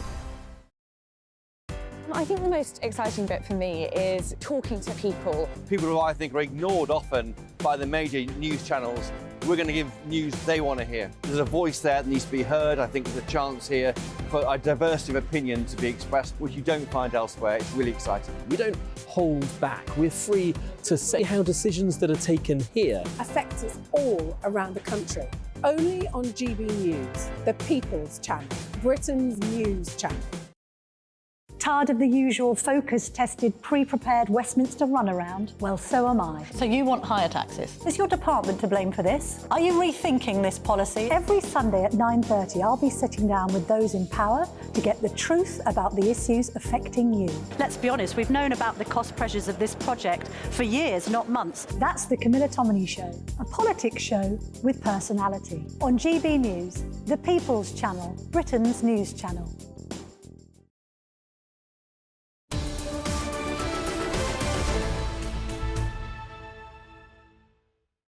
So it's a huge moment in the racing calendar because it's Cheltenham races. Now, I have a confession to make. My first ever newspaper was the Gloucestershire Echo in Cheltenham. Right. And I never, ever got Cheltenham races. Ever. It was a great story in the town. I was always finding the priest who'd bet the church restoration fund on the 3:30 on the Thursday afternoon. The town was alive because we had all our racing correspondents, and so it was a fantastic atmosphere, and it still is a fantastic atmosphere. It is full of Irish people. It is the most wonderful atmosphere, Cheltenham races. Well, we're going to be races. Liam Halligan, just sit down quietly, please. We're going to be talking to an Irish person in just a moment. He's there to my left, but because he'll have been to we've Cheltenham got races. to go now to GB News West Midlands reporter Jack Carson, who is at Cheltenham today, toughing out in the rain. Hi, Jack. What's going on there? Well, hang on. I want to talk about your hat first. Well, I've had this flat cap for, I think, years now. It's my granddad, so it's run down in the family. So I thought, why not treat it, take it out on the special occasion, of course, of day one of Cheltenham Festival. There's over 250,000 people expected to come here over the next 4 days. Some of them arriving here now. It's absolutely fantastic atmosphere, and some hats even better than mine, I would say, Bev and Andrew, that are arriving here into the racecourse today. Some of the big news this week, of course, Irish trainer Willie Mullins, the favourite in many of the 28 races that he's in. He only needs 6 more to get to 100 festival wins. That is a record. And of course, the big day on Friday, the Gold Cup. This year it is 100 years old, the Gold Cup. So that's going to be one fantastic race full of excitement and action. But of course, what does all this mean, and how much impact actually does Cheltenham Festival have on the local economy here? Earlier on, we spoke to Nevin Truesdale, the chief executive of the Jockey Club, who told us this. First of all, a lot of fun, some really quality jump racing, the elite of jump racing. This festival is right up there in terms of the world's best jumps festival. People can expect the really top quality horses racing against each other in brilliant races, but a lot of things going on around the site as well. You know, we've got the Style Awards tomorrow, we've got the Orchard, we've got the Shopping Village. There's so much for people to get involved in when they come here, and I think people see it as a bit of a pilgrimage, and it's massively important to the local Gloucestershire economy as well. You know, it generates over 270 million a year. Yes, you can hear there just from some of the excitement, of course, the impact that the Cheltenham Festival has on this local town here. They've had a big push with the community this year. Yesterday, they invited a load of school children round as well to have an exclusive behind the scenes. But of course, as much of the glitz and the glamour and the fashion that all comes with races, of course, there are lots of animal welfare charities across the UK that are concerned about how these horses are kept. The charity League Against Cruel Sports is calling for tighter measures this week in light of Cheltenham Festival for horse racing. They say 74 horses have died in the last 23 years. But I mean, I was speaking to Nevin earlier. It's clear that for the Jockey Club in particular, how first welfare is put for these horses. Whether it's making sure regularly with their independent body that the ground is properly suitable for racing, and of course whether it's washing down the horses afterwards. So welfare clearly is a key priority. But those are concerns for many charities across the UK as we get these big races today. But as you can hear, as you can see around me, the atmosphere is really building for that first race today. It's going to be a fantastic 4 days of Cheltenham Festival, and we'll be here for all of it. OK, thank you very much, Jack. Well, as we race to the finish line of our show this morning, I'm going to talk to someone who's always a safe bet. Liam Halligan is here. Steady, Eddie. Have you been to Cheltenham races? Of course I've been to Cheltenham. Of course you have. How many times? It's the Irish invasion, isn't it? It really is. It's the place where I'm always guaranteed to get called a plastic paddy. Yeah. It was because I just British-born, but my four years on the background. Gloucester Echo. The atmosphere in the town was extraordinary, and the Irish are great fun. And there's tremendous camaraderie. There I mean, is. the horse racing community across the world is very tight knit. I also live quite near Newmarket, another town with massive, of course, one of the meccas of horse racing. Massive Irish influence in the pubs and clubs there. Yeah. And the sport of kings. Yeah. Now then, unemployment, Liam, has risen and wage growth has slowed. How bad is it? Unemployment is still very, very low. It's still, 3 to 4% bar the shouting. And we also know there's a lot of people who haven't really gone back to work since the pandemic. There's this kind of crisis of joblessness, of worklessness here in the UK. That's one reason why I've been calling for the personal allowance taxation to be raised, to take more people out of tax. So when they start work, they keep, low-wage jobs and they don't get taxed. But I wanted to focus on the wage numbers. And the reason is because we've got an interest rate decision next week by the Bank of England, and a lot of people will be interested in that. Interest rates have stayed at 5.25% since last August. There's a sense that the next move is going to be down. I agree with that, but we don't know when that move is going to happen. Massive implications for not just people's personal finances, personal loans, mortgages, but also politics. Oh, sure. Are the Tories going to get 1, 2, 3 interest rate cuts in? The Bank of England doing them a favour before an election. 1, 2, 3 tax rises, tax cuts, had some in January, more coming in April, maybe another fiscal event. These wage numbers will weigh heavily on the Bank of England's thinking before Thursday. The numbers are these. Wages were up 6.1% between November and January compared to the same period the previous years. That's the slowest rise in wages since October 2022. So less inflationary wage rises, the Bank of England's more likely to feel it's safe to cut rates now because we've got arms around inflation. But real pay, if you take into account inflation, rose 2% in the same period, November to January, compared to the same period the previous years. And guess what? That's the fastest rise in real wages since September 2021. So to recap, I'm confused too. I'm not really. I'm just pretending to be confused. Bear with me. Strap yourself in. So the wage number, the actual number in pounds, has gone up by the slowest rate since October 2022. But because inflation has come down a lot, wages after inflation, real wages, they've actually gone up faster than they have since September 2021. This is why we have boring economists to get their head around all this stuff. And which part of that weighs most heavily on the Bank of England when they make the Easily the first part. Easily the first part. The headline, what we call nominal wage number, that's what they'll see as inflationary, because that is what adds to the number in pounds and pence. So for the Tories, that's... if you're hoping for an interest rate cut, if you've got a credit card debt or a mortgage, that's encouraging. Exactly. Exactly. Now, I'm not saying that the Bank of England is going to lower interest rates next Thursday. There'll be lots more evidence coming out between now and next Thursday. For now, I'm saying that they won't. Don't shoot the messenger. That's just what I think. Why do I think that? Because a lot of people in financial markets now feel that even though inflation's come down a lot, it's at 4%, it was up at 11% in the autumn of 2022, remember? It's come down a lot, but there are signs of inflation looming again. Geopolitical inflation, more aggro between Russia and Ukraine, energy prices going up, supply chain problems, blockages in the Suez Canal. Actually, last week, they did it quietly, we reported it, not many other people did. The lenders actually put some of their mortgage rates up slightly for the first time in a long time because of these geopolitical dangers. But look, the big picture is inflation's coming down. The big picture is interest rates are coming down. These numbers add to that sense that interest rates are coming down, which won't please lots of savers, of course. Lots of GB News viewers and listeners live on their savings, particularly pensioners. But if you've got a mortgage, if you want to get a mortgage, if you've got personal loans, interest rates will come down, but I don't yet think they're going to come down next week. OK, thank you, Liam. Liam Halligan there. Now, that is it for today from Britain's Newsroom. Up next, a Good Afternoon Britain with Tom and Emily. We will see you tomorrow. See you then. Blackouts across the country. That's the warning of the Prime Minister and the Energy Secretary unless we change course on energy policy. They're proposing new gas-fired power stations, but there's already resistance from the environmental lobby.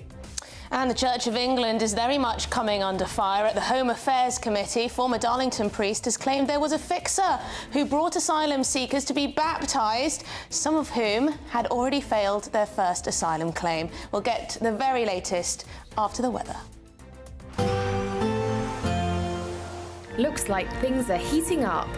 Boxed boilers, sponsors of weather on GB News.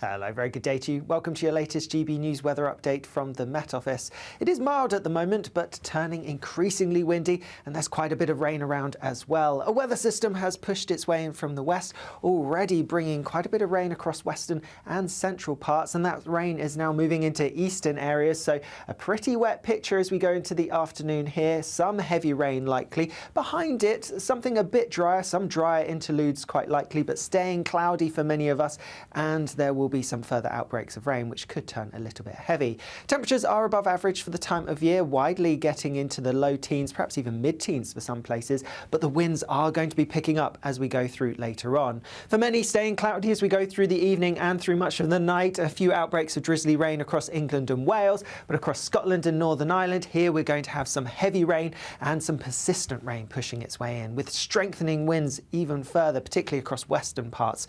It is going to be a mild night. Temperatures for many towns and cities holding up in double figures, though something a little bit fresher pushing into the northwest.